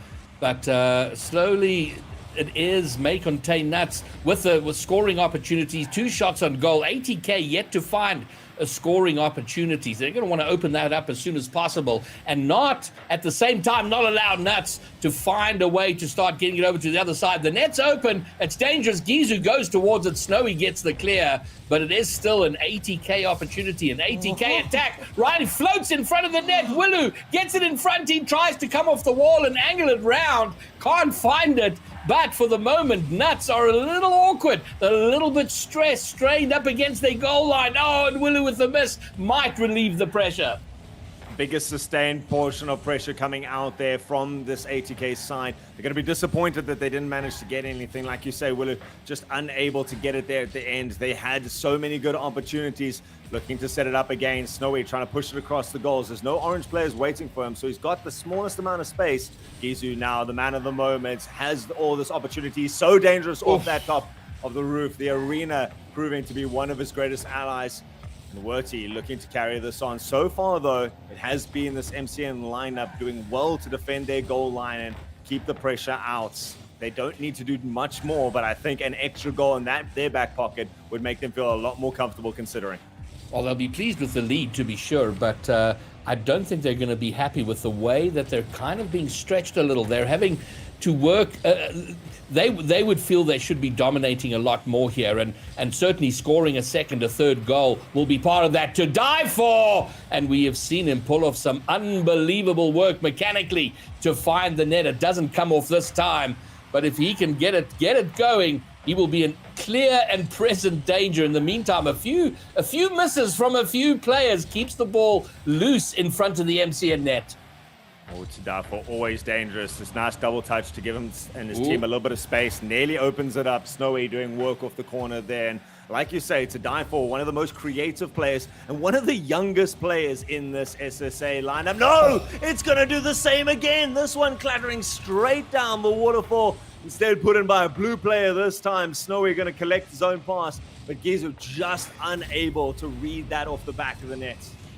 Gizu, knowing exactly what was going down there, what was happening, he knew he had to get to it. He doesn't, and Snowy will receive gratefully. Oh, the ball loose, hardly leaves the center spot. Picked up now by Snowy. The pass to Divefor's up, he gets it in! And now finally, we see the MCN team from that last series finally getting a little bit of finding the freedom to play like they did in that last series, and they open up a 3-goal lead. Yeah, that's what we expect to see from MCN, is those passing plays, that quick transition into the center. And if the defenders aren't exactly in the correct place at that stage, they've got no chance of getting to it. This time, Willu now not going to be able to get the dunk down towards the center. Werty turned the wrong way to get up to that quickly. MCN seeming to step up their pace, step up their awareness of what they're wanting to do. And showing the creativity. It's one more time. The youngster coming in here. He's, 19 years old at this stage? He's been on this stage more times than any other player, basically, in this roster. Or at least in this scene, tied up with the rest of this may contain nuts side. Has that international exposure and using it to great efficacy right now.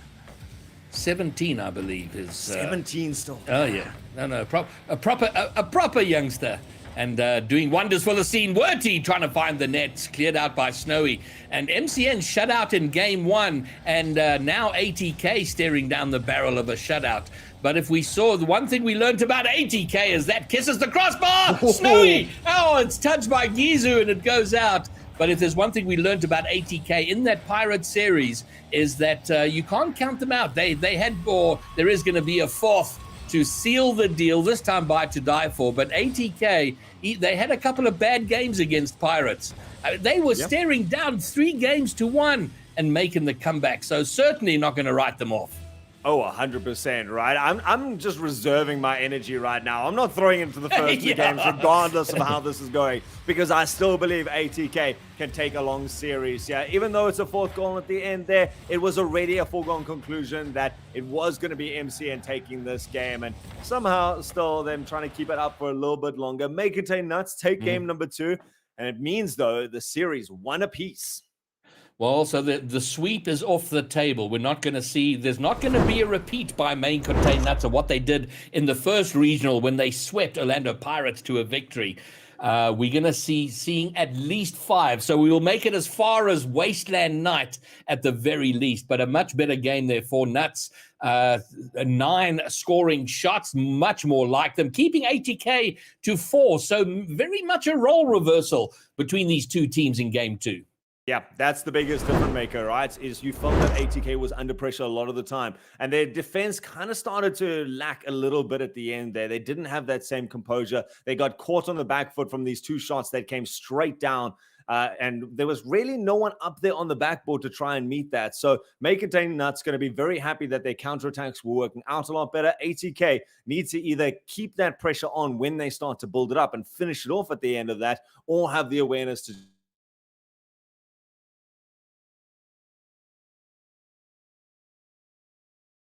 just realize, hang on, this is not going away players, and that speed that they can transition from one side of the field is impeccable. All right, fine. Alt lagging a little bit. He'll get his internet sorted out and be back with us shortly.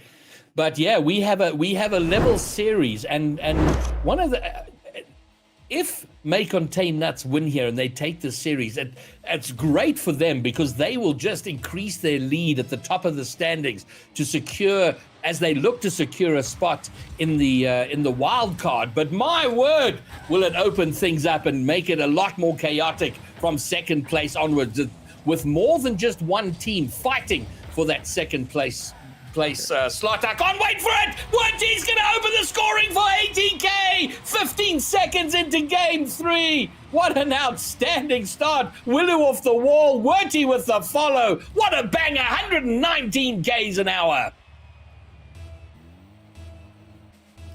Well, they couldn't have asked for a better start than that. And away they go.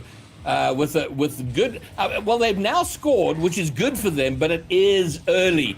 And we've seen both Orlando Pirates and in the last series against Reformed. It's a tough ask for a team against May Contain Nuts to defend for the length of a Rocket League game, 4.5 minutes. But that's exactly what ATK are going to need to do minimally. Right now, they make sure that they don't concede and get the game level. Just do your work in defense and make sure you don't concede. Willu looking for the net, doesn't find it. Werty keeps the interest up though, but it's going to get picked out in the middle. To Die For with the redirect, but it's off target. Snowy can't get the follow, and now ATK going to have an opportunity on the other side. Werty doing very well to control it. Can he get it into the middle? He does. Does he have any support players? They back off, knowing that they're going to get beaten to the ball. Now Snowy trying to go the distance in the air. All right. Well, I said at the end of last game that ATK they know how to get back into a game. They didn't have a great game last game, but here they are fighting an early lead, and all the early pressure, all the early shots coming in from ATK, looking very, very good. Oh, Darth with the miss. It might open things up. Gee's out To Die For. Both contest the ball. It falls well for ATK in the demo, but it is Snowy who has possession for MCN, looking for a teammate cut out by Werty, but it does move forward toward the net. The shot is going to go wide, and you wouldn't expect that from To Die For. When he takes the ball, you would expect him 8 times out of 10 to find the net. But my word, oh, it's going to be a To Die For. He does now find the target, and it is MCN to level things up in the grand final, game 3. And then Darth with the harassment, the bullying, the savagery in the net to make sure the defender can't make a go at saving the ball.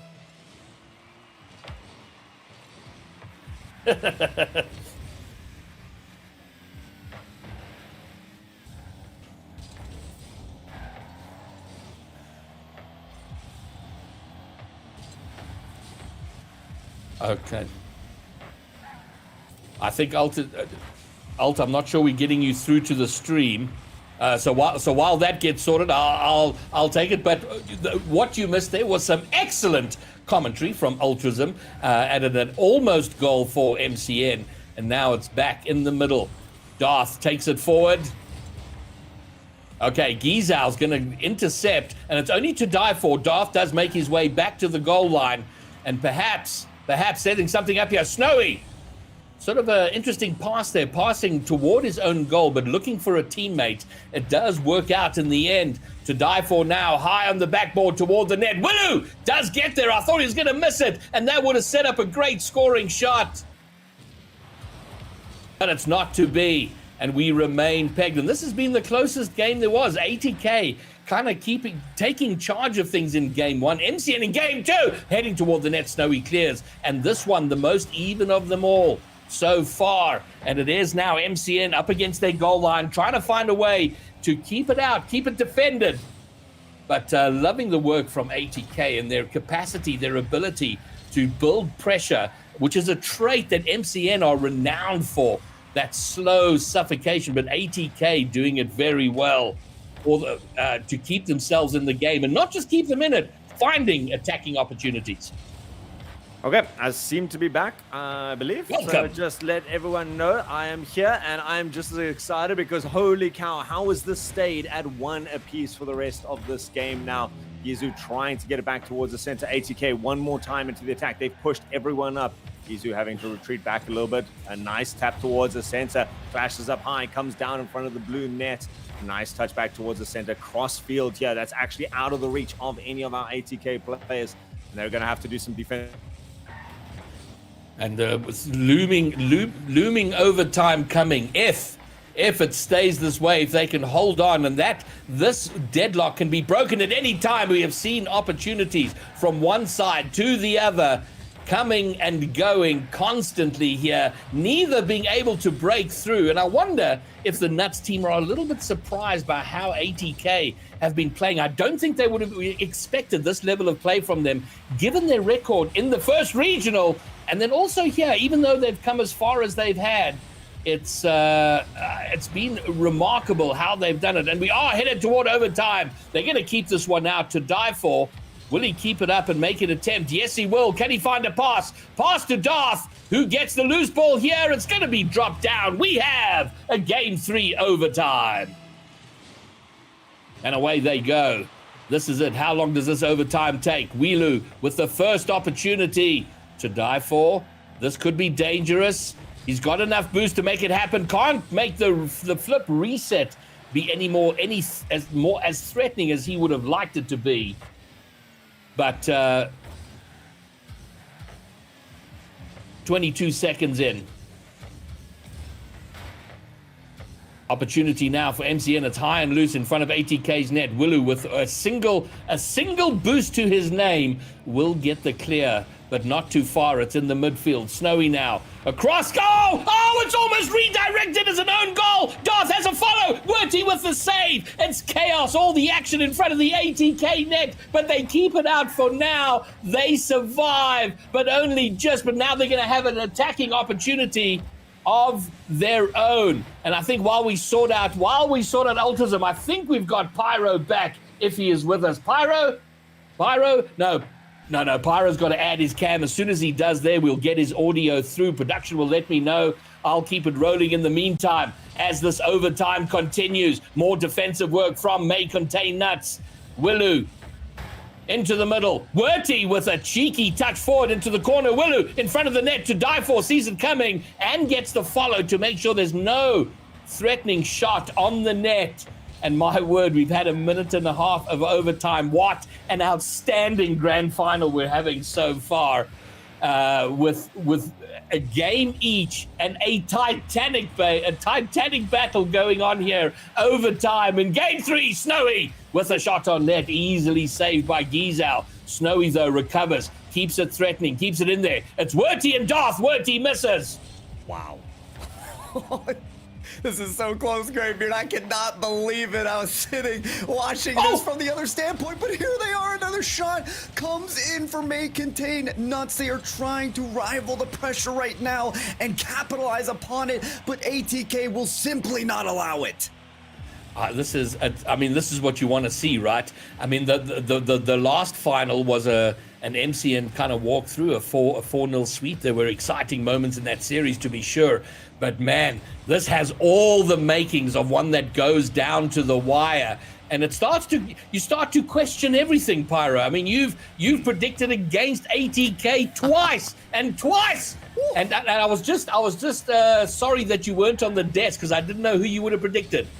Oh, I can't go against ATK anymore. It's at this point just allowing them to take the wins. But what I've been so impressed by this team so far is the saves. How are they keeping May Contain Nuts contained? It's a thing that few teams are simply able to do. Reform did it once, but then we saw what happened earlier on. Again, they keep it out of the scoring zone, capitalizing on the saves. ATK, a solid cement wall. Man, this has been amazing. It has been 14 shots there or thereabouts, 13, 14 shots from Nuts, around 10 for ATK, and now 8 minutes of overtime, or 8 minutes of Rocket League. But ATK, man, they have done what they've needed to do to keep it out. It's been scrappy at times, but so it's been scrappy for May Contain Nuts as well. They've had to bring out the clutch saves. And now Snowy with the long distance clear. Who gets on the end of the Snowy does! What a finish to make sure that MCN take it. But what a game, what a series we have. Stop after stop, we saw how resilient ATK were, but few teams can match the speed at which May Contain Nuts maneuver. Snowy, the speediest player of last season of RLCS, he's here to take that title again, beating the opponent to the challenge. And Greybeard, does it get any closer than that? A long drawn out overtime to keep May Contain Nuts on top. And the thing we got to keep remembering is the nature in which ATK took down that semi-final.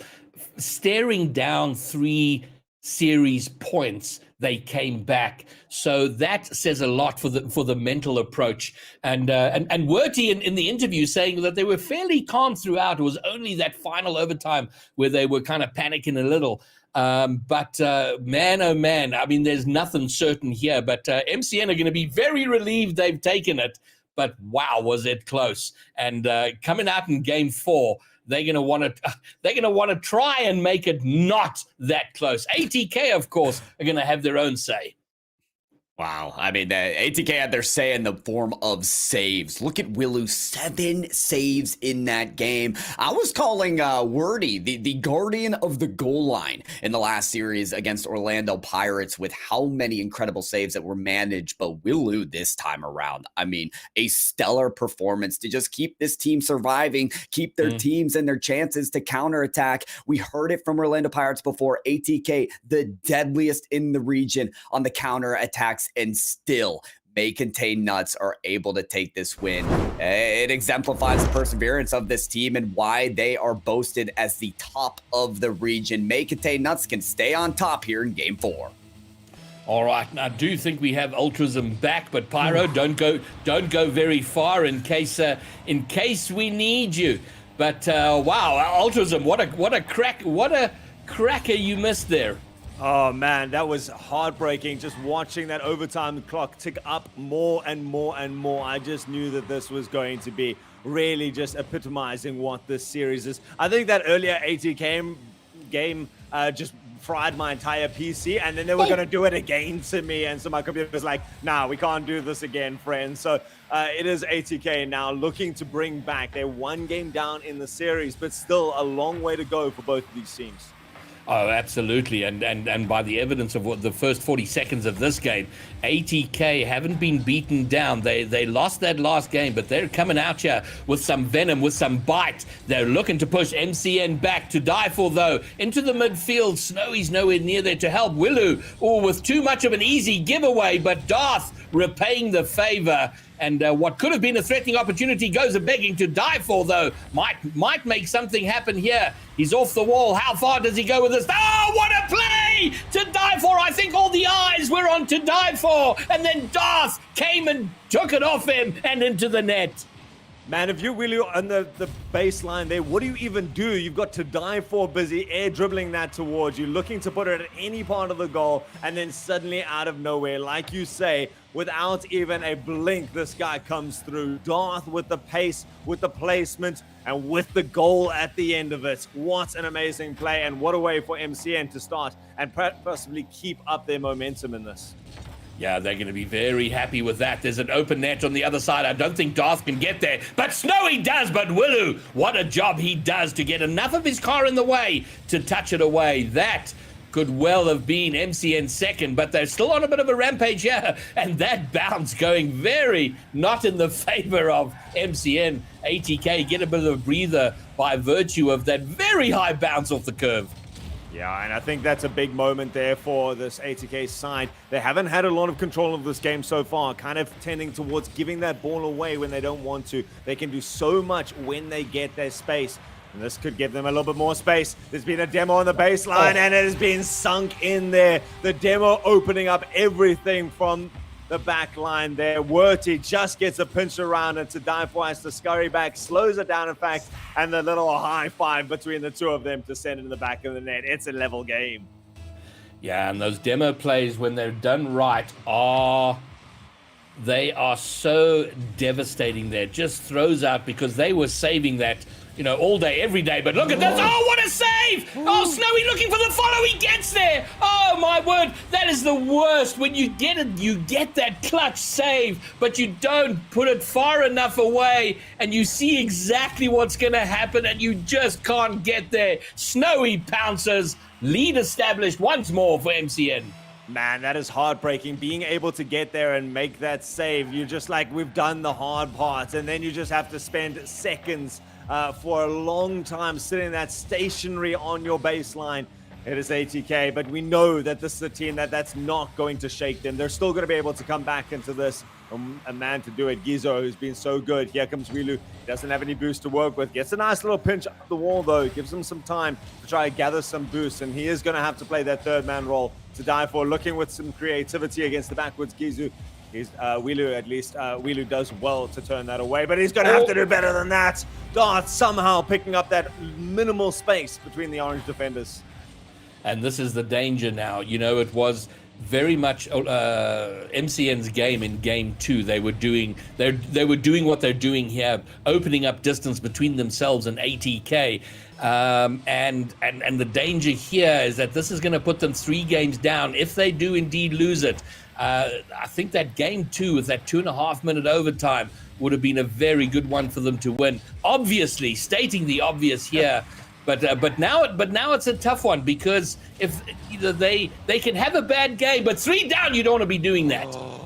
Once again, this ball flashing on the goal line for just a second. You certainly don't want to be going down at this stage, and 2 goals is already a bad enough deficit. They've got to try and bring this back right now. There seems to be a slight change in the mindset of ATK. Not that same aggressive team that we were seeing earlier, and that hesitation starting to cost them, opening up the little bit of mistakes, the couple of missed touches. Wilu now going ahead, trying again to do work with no boost. Werty jumps up a little bit early, can't get a decent touch on that. Ooh. That's a big miss in the center. Gizo takes out the defender, but then misses the open nets. Oh no, that is a very important moment, and now the shot is saved, another shot is blocked. They still have an opportunity, but you feel they might have just wagged the dog there. They might have let it go in that moment. But let's not forget, they came from 3-1 down to take the semi-final. But this may contain nuts. Yeah, Orlando Pirates already enough of a tall task. Gizu again looking for some aggression on the back line. Has to worry about the man coming in over the top. Wheelu gonna take the shot, and he scores it. This ATK side has proven before that they can take a couple of goals in the last 30 seconds, and they're gonna start off like this. Wurty once more setting this up. They can also take a few punches and keep fighting and fighting hard. They've had their poor moments, but they come back. And we can't overlook, though, that if that other goal goes in earlier, the open net from Gizao, we could be at a 3-3 scoreline. But plenty time, 30 seconds for the Sweatfest finish. ATK, they have possession.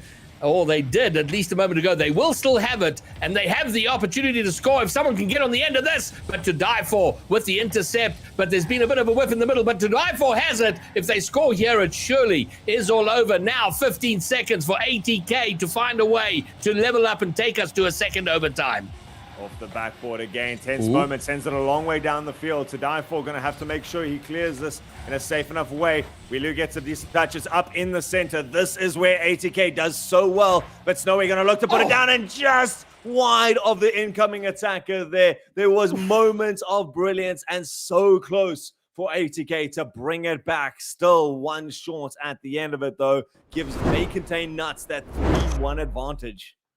There are moments in the game that just have a feeling about it, and that when it hit 0 seconds, there was just a vibe, Alt, that there was going to be a goal scored, and we were going to have a 0 second and go to overtime, and it came desperately close. But now ATK find themselves where they were a series ago, 3-1 down. Every game now is a fight for their very survival. Oh, yeah. And if they manage to pull this off, even if they manage to get close, I think it's going to make every team forever always worried about cashing in their chips a little too early. May Contain Nuts cannot afford to let off the pace, because this was still a very, very close series. Every one of these games decided by millimeters. The number of shots that went clashing, the number of goal line flickers there that we had between these two teams from both sides, separating it only by a single goal, even in this game. But importantly, ATK unable to keep Nuts quiet in that last game, being outshot almost 3-1. And we saw them do that with devastating effectiveness in that last series. Conversion rate, not great, but it doesn't necessarily have to be if you can score 10, 12, 14 shots in a game. ATK were very effective in keeping that quiet in game one. They're going to have to do it here. This is it. We're on Wasteland. Potentially the last game of Regional 2, the Fall Cup, as ATK look to fight for their tournament life and threaten May Contain Nuts at the top. I think you're 100% right. You've got to stop those scoring opportunities, those shots from coming at every stage, because this team is too dangerous to give any sort of space to. So cramp them up, go for the 50s if you need to, and certainly stop someone like To Die For from coming in like that. Gizu sends it long and high. Snowy has work to do, pushed it towards his corner. Wheelu and Gizu working together in that side there. Wheelu now going to be going up here, evaded by Darth, sends it to Wurty, who has to send it to his own corner. Now Wurty sitting without boost, but he has to watch his teammate going a long distance. It is ATK pushing up for an aggressive chance here. Wurty trying to find off the backboard, but good goaltending by Snowy.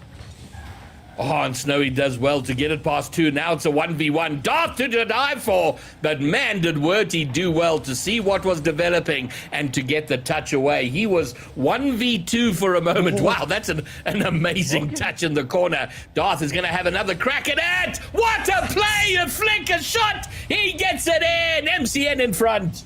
Incredible. That popped out to Wurty, and Darth just goes, okay, if you're not going to collect it, I'm going to. And there's training packs specifically for that. To Die For, giving him a little tap on the back at the end there, recognizing how much work his teammate did there to take it down the long open field. This shot, though, the turnaround kickoff goal, okay.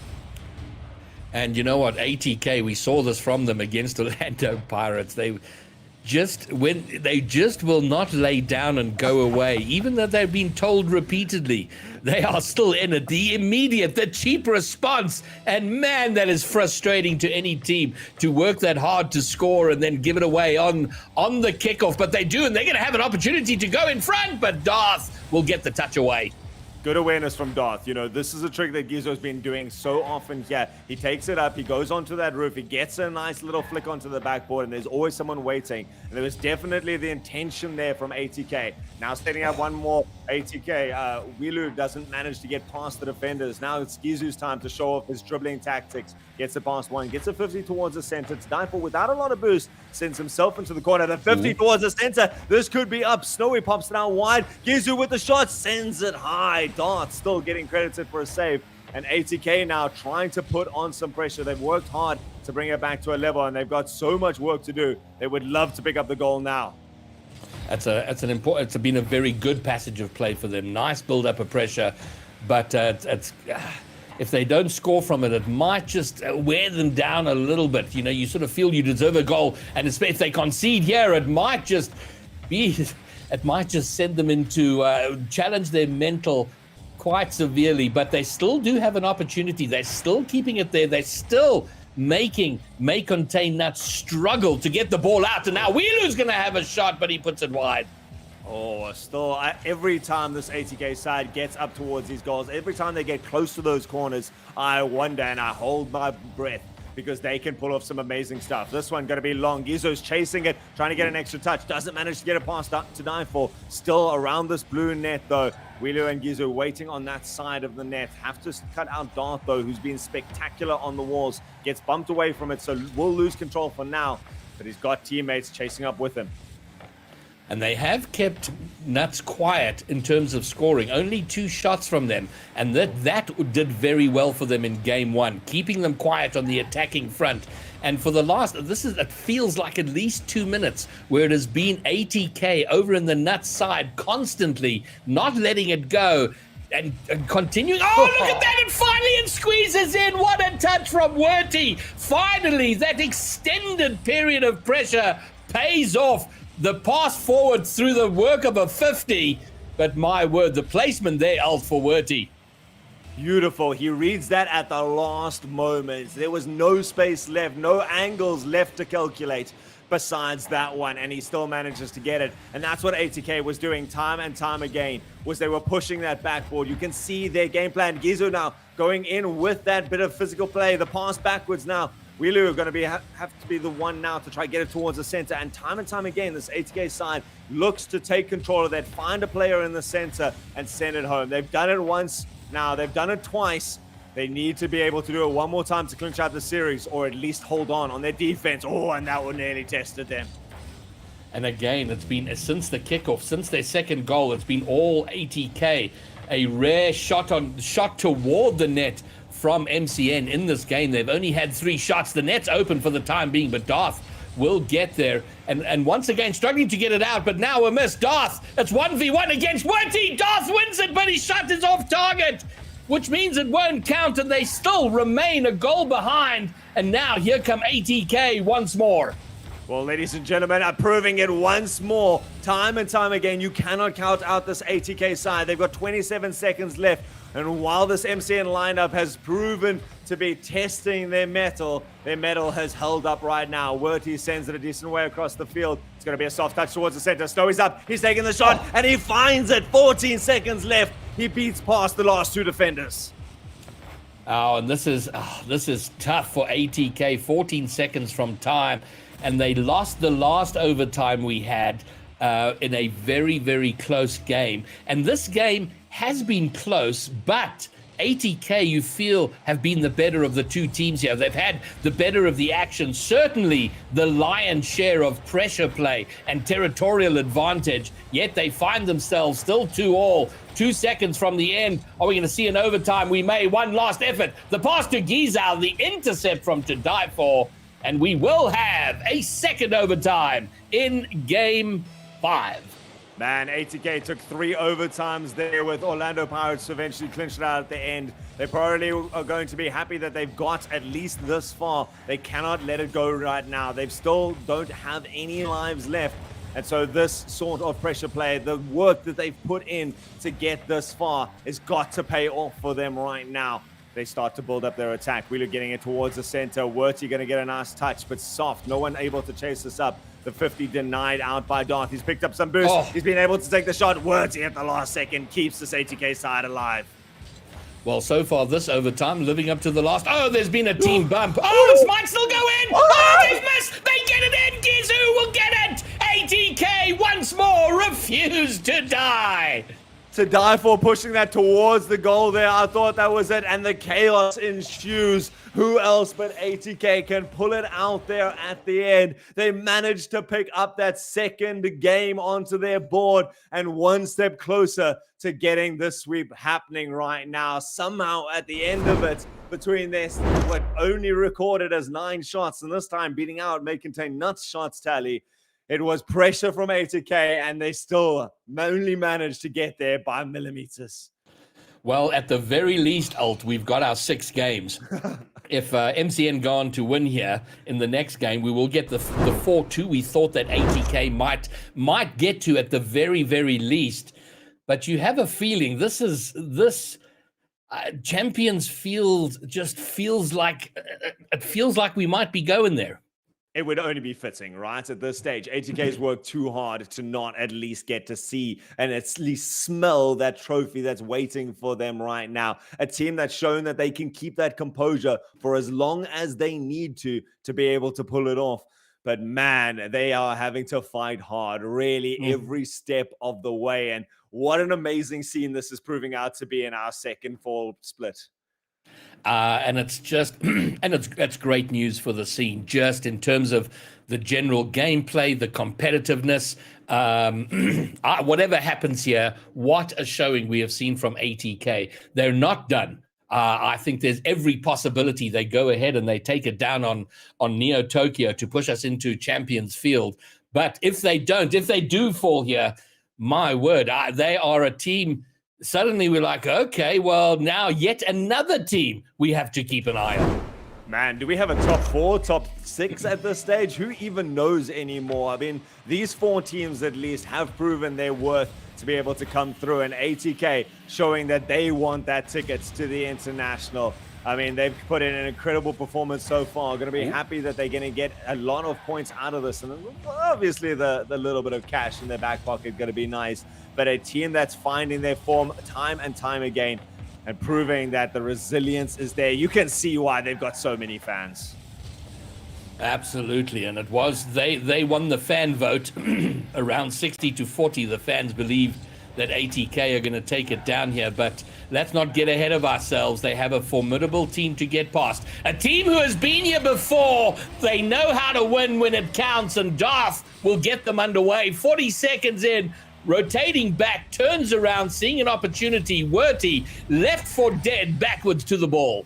Oh, man, you know, I was chatting to Muzz about Darth the other day, and Muzz was saying that Darth does not get enough credits, and for good reason. This guy is there to finish off so many of these plays. He's set up so nicely by his team, but he's that dependable person who can just come in, and no matter who's in the nets, no matter what position he's coming from, he's making things happen and sending goals in. He scored so well previously, and the whole team of May Contain Nuts looking strong once more. ATK up for one more attempt to fight from behind.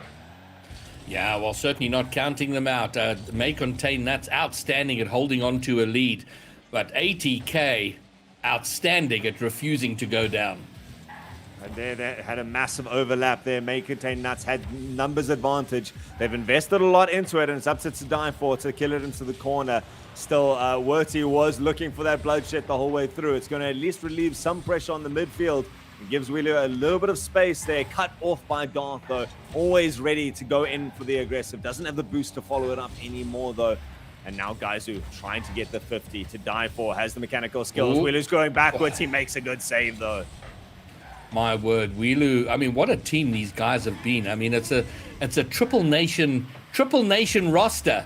Netherlands, Reunion Island, and of course South Africa. And man, have they gelled, have they come together and produced suddenly a very formidable team. And it's wonderful to see, great to see. And what a showing from them we see here. And it's not done yet. MCN in front for now. The long distance clear to die for. An equally good clear off his own backboard to keep it away for now. But Giselle finds a way. Oh my word, we have a level game.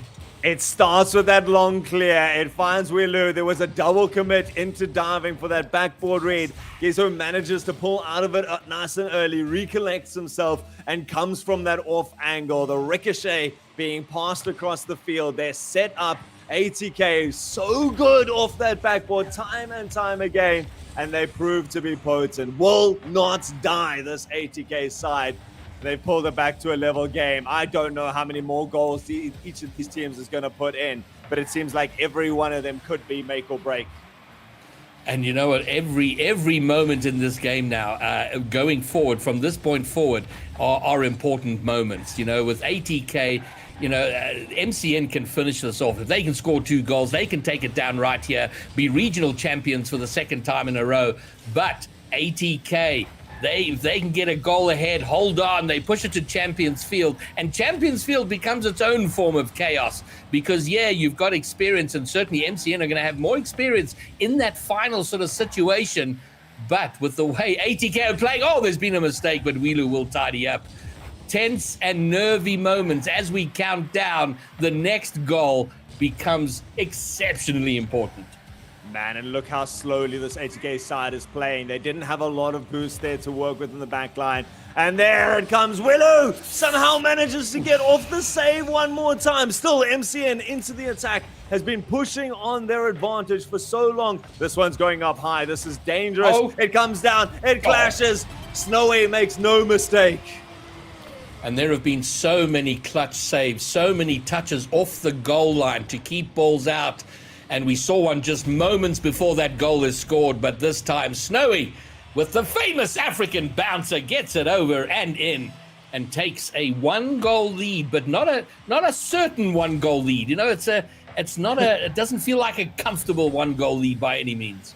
Oh no, down to the last second, this ATK side is prepared to fight it out. They just need a couple of seconds of space, a little bit of creativity, one backboard read that goes their way, and they can dispossess any team of their advantage. And they've got a minute to do it now. The last potential minute of their tournament life, of this grand finals, as we count it down. Still, ATK looking to push forward here. They've got Werty. Werty puts it on the backboard to die for. Doesn't get it too far out. Wilu going to be pushing it towards the center. Gizu's up. Snowy dispossesses him for just a second. Werty deflects it from his own goals.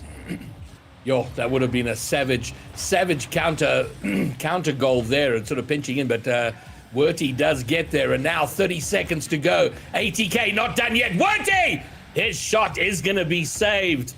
My word, is that their last? And MCN on the other side looking to put the kibosh on it. Wilu, not for the first time, the second or even the third time, for the multiple time, will get a clutch save. But it's on the wrong side. We're into the last 10 seconds. Alt, this is their final opportunity. Will May Contain Nuts be our champions for the second time in a row?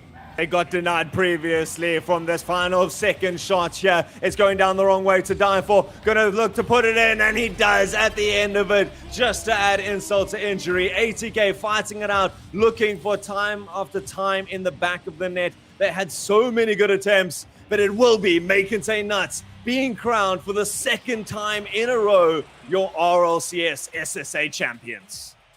Wow.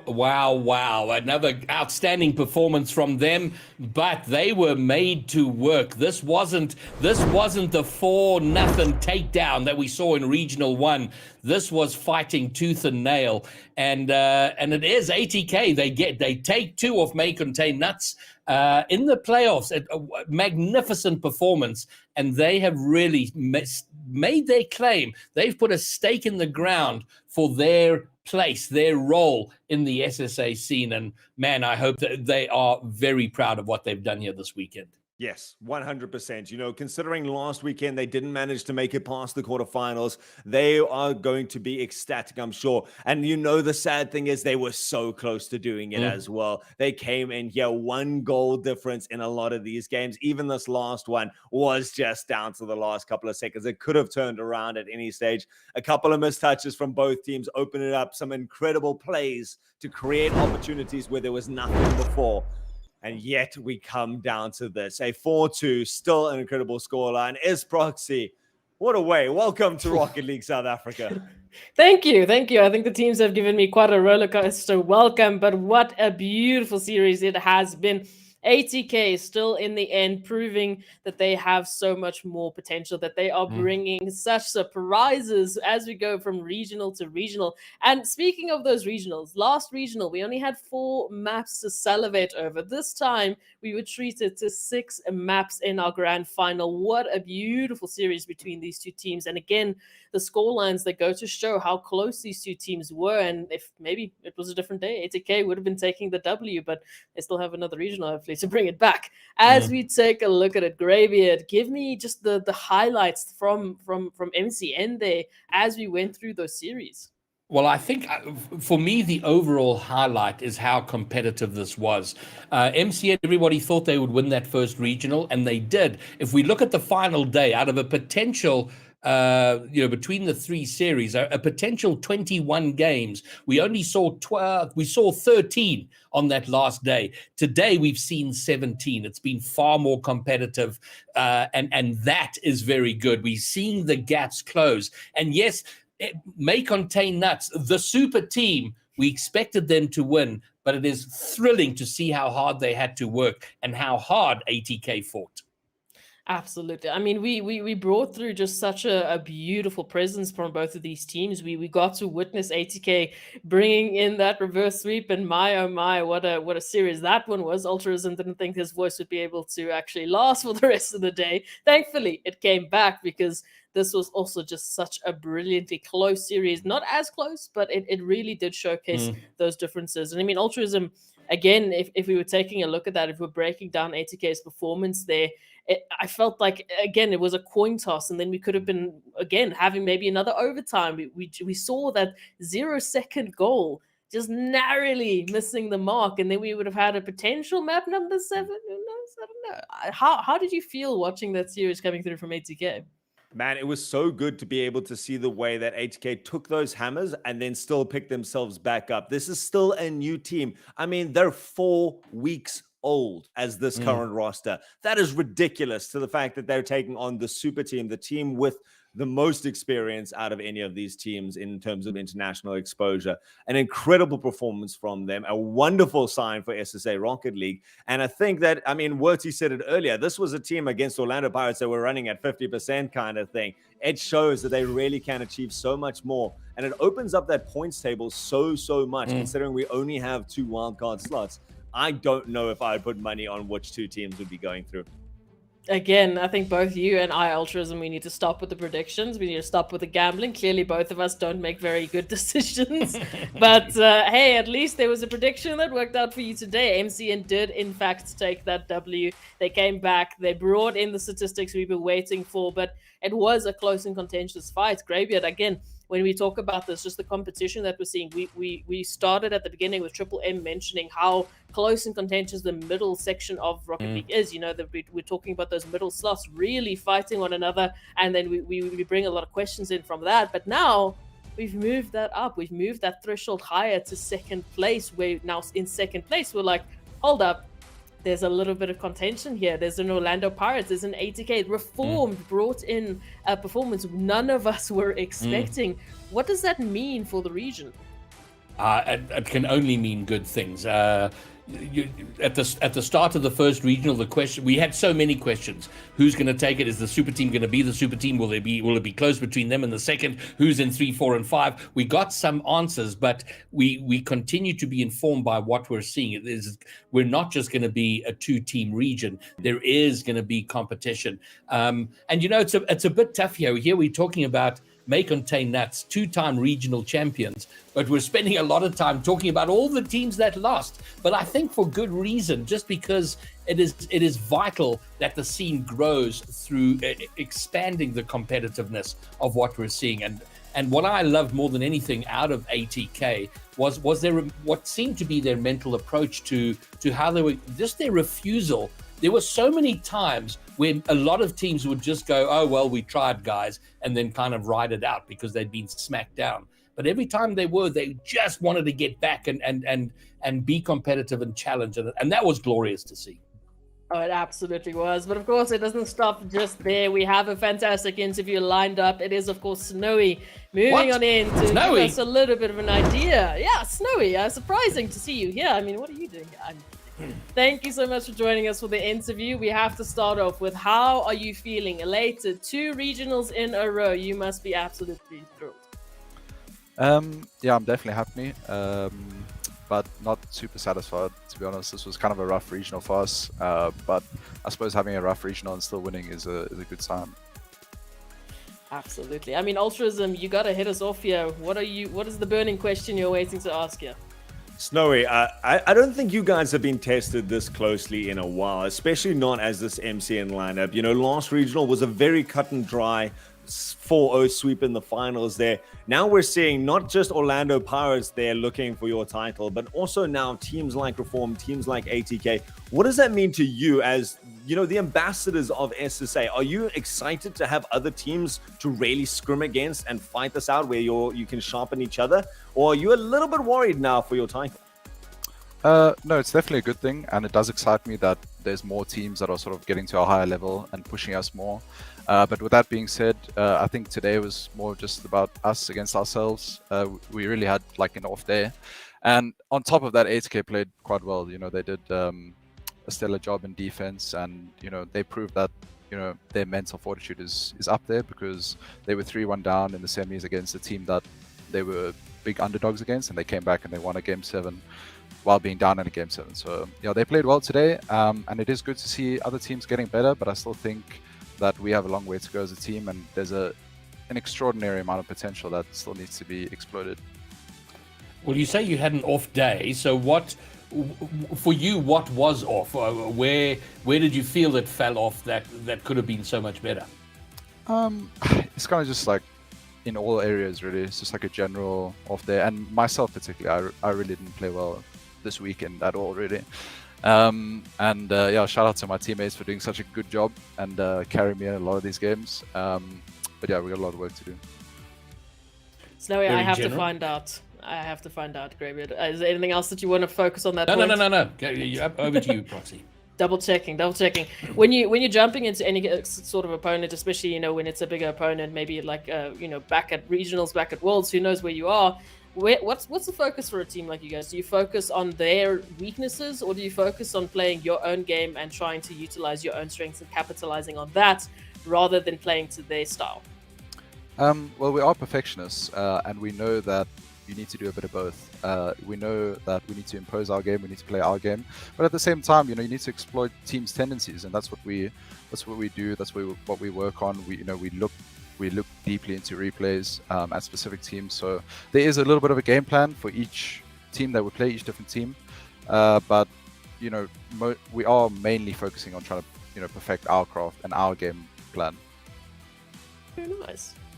I mean, it's a good game plan so far. It seems to be working. You guys are getting some great link-up plays. Not too many demos coming out in general, but the way you guys are playing in the air is pretty much uncontested so far in general. You got some really nice dribbles in yourself. So I guess the big thing going forwards is, what suggestions can you make to the teams that you come up against so far? I mean, basically, at this stage, you are the ones who are showing people where their mistakes are. And are there general things in SSA that people need to work on, pacing, dribbling individual plays, or is it just a case of keep going?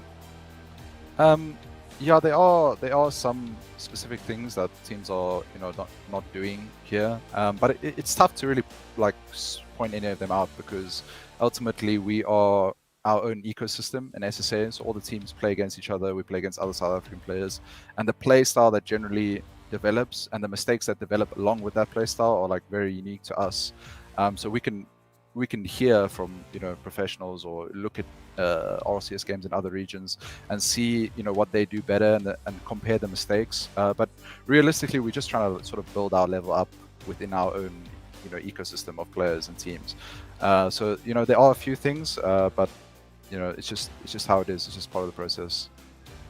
Snowy, when you got back from Worlds, we had a brief chat, and you were saying how difficult when you're playing against the sort of North American, EU, those top level teams, there's a huge amount of urgency because any mistake you make or any recovery you don't make is going to get punished. So you have that ingrained urgency when you're playing there, and you were expressing concern about how you bring that urgency back here when you're playing here.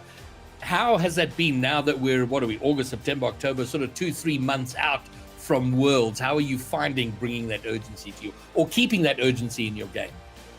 If I'm completely honest, it's kind of just faded, and the reason for that is it's near impossible to try and remember that stuff and keep to it because it's just not happening to us. The teams are not playing at that level, and therefore we're not being pushed, and it's just complete human nature to become lazy.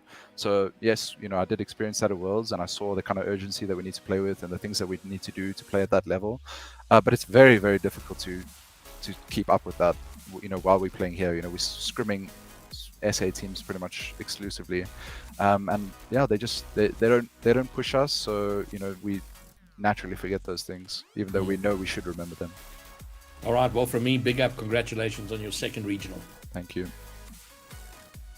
I've got one more question for you, Snowy, and this is more of like a personal or a team dynamic mentality thing. Is you guys have since the beginning been touted as the dream team, South Africa's or SSA's best chance at an international recognition. How is that starting to affect you guys? Are you just going into this now with that sort of awareness that, we've got to deal with it? I mean, considering Orlando Pirates and their record last year, and you're no stranger to this, are you guys starting to just settle in and be like, all right, we are the best team, we're expected to do this, and we're setting the bar? Or is there now starting to get that, any of our teams are starting to get good enough to really benefit from that international exposure? No, it's still the mindset, and it's been the mindset that we are expected to win everything and be the super team from the moment that we even started discussing this, forming this roster, as far back as the third split last year.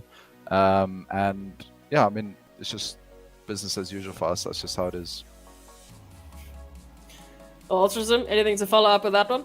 No, I can imagine, like, as community leaders like that, there's always going to be targets on your back. And just from my side, having watched you guys for a long time and been big fans of all three of you in your team, I want to just say, keep going. You guys are incredible. What you're doing is fantastic. You've not let yourselves down. Even when you say like this, you didn't play as well as you could, you're still setting an incredible standard and inspiring a lot of people. RLCS has really done that for the scene. So congratulations to you guys. You deserve to get these wins. So far, looking pretty much untested.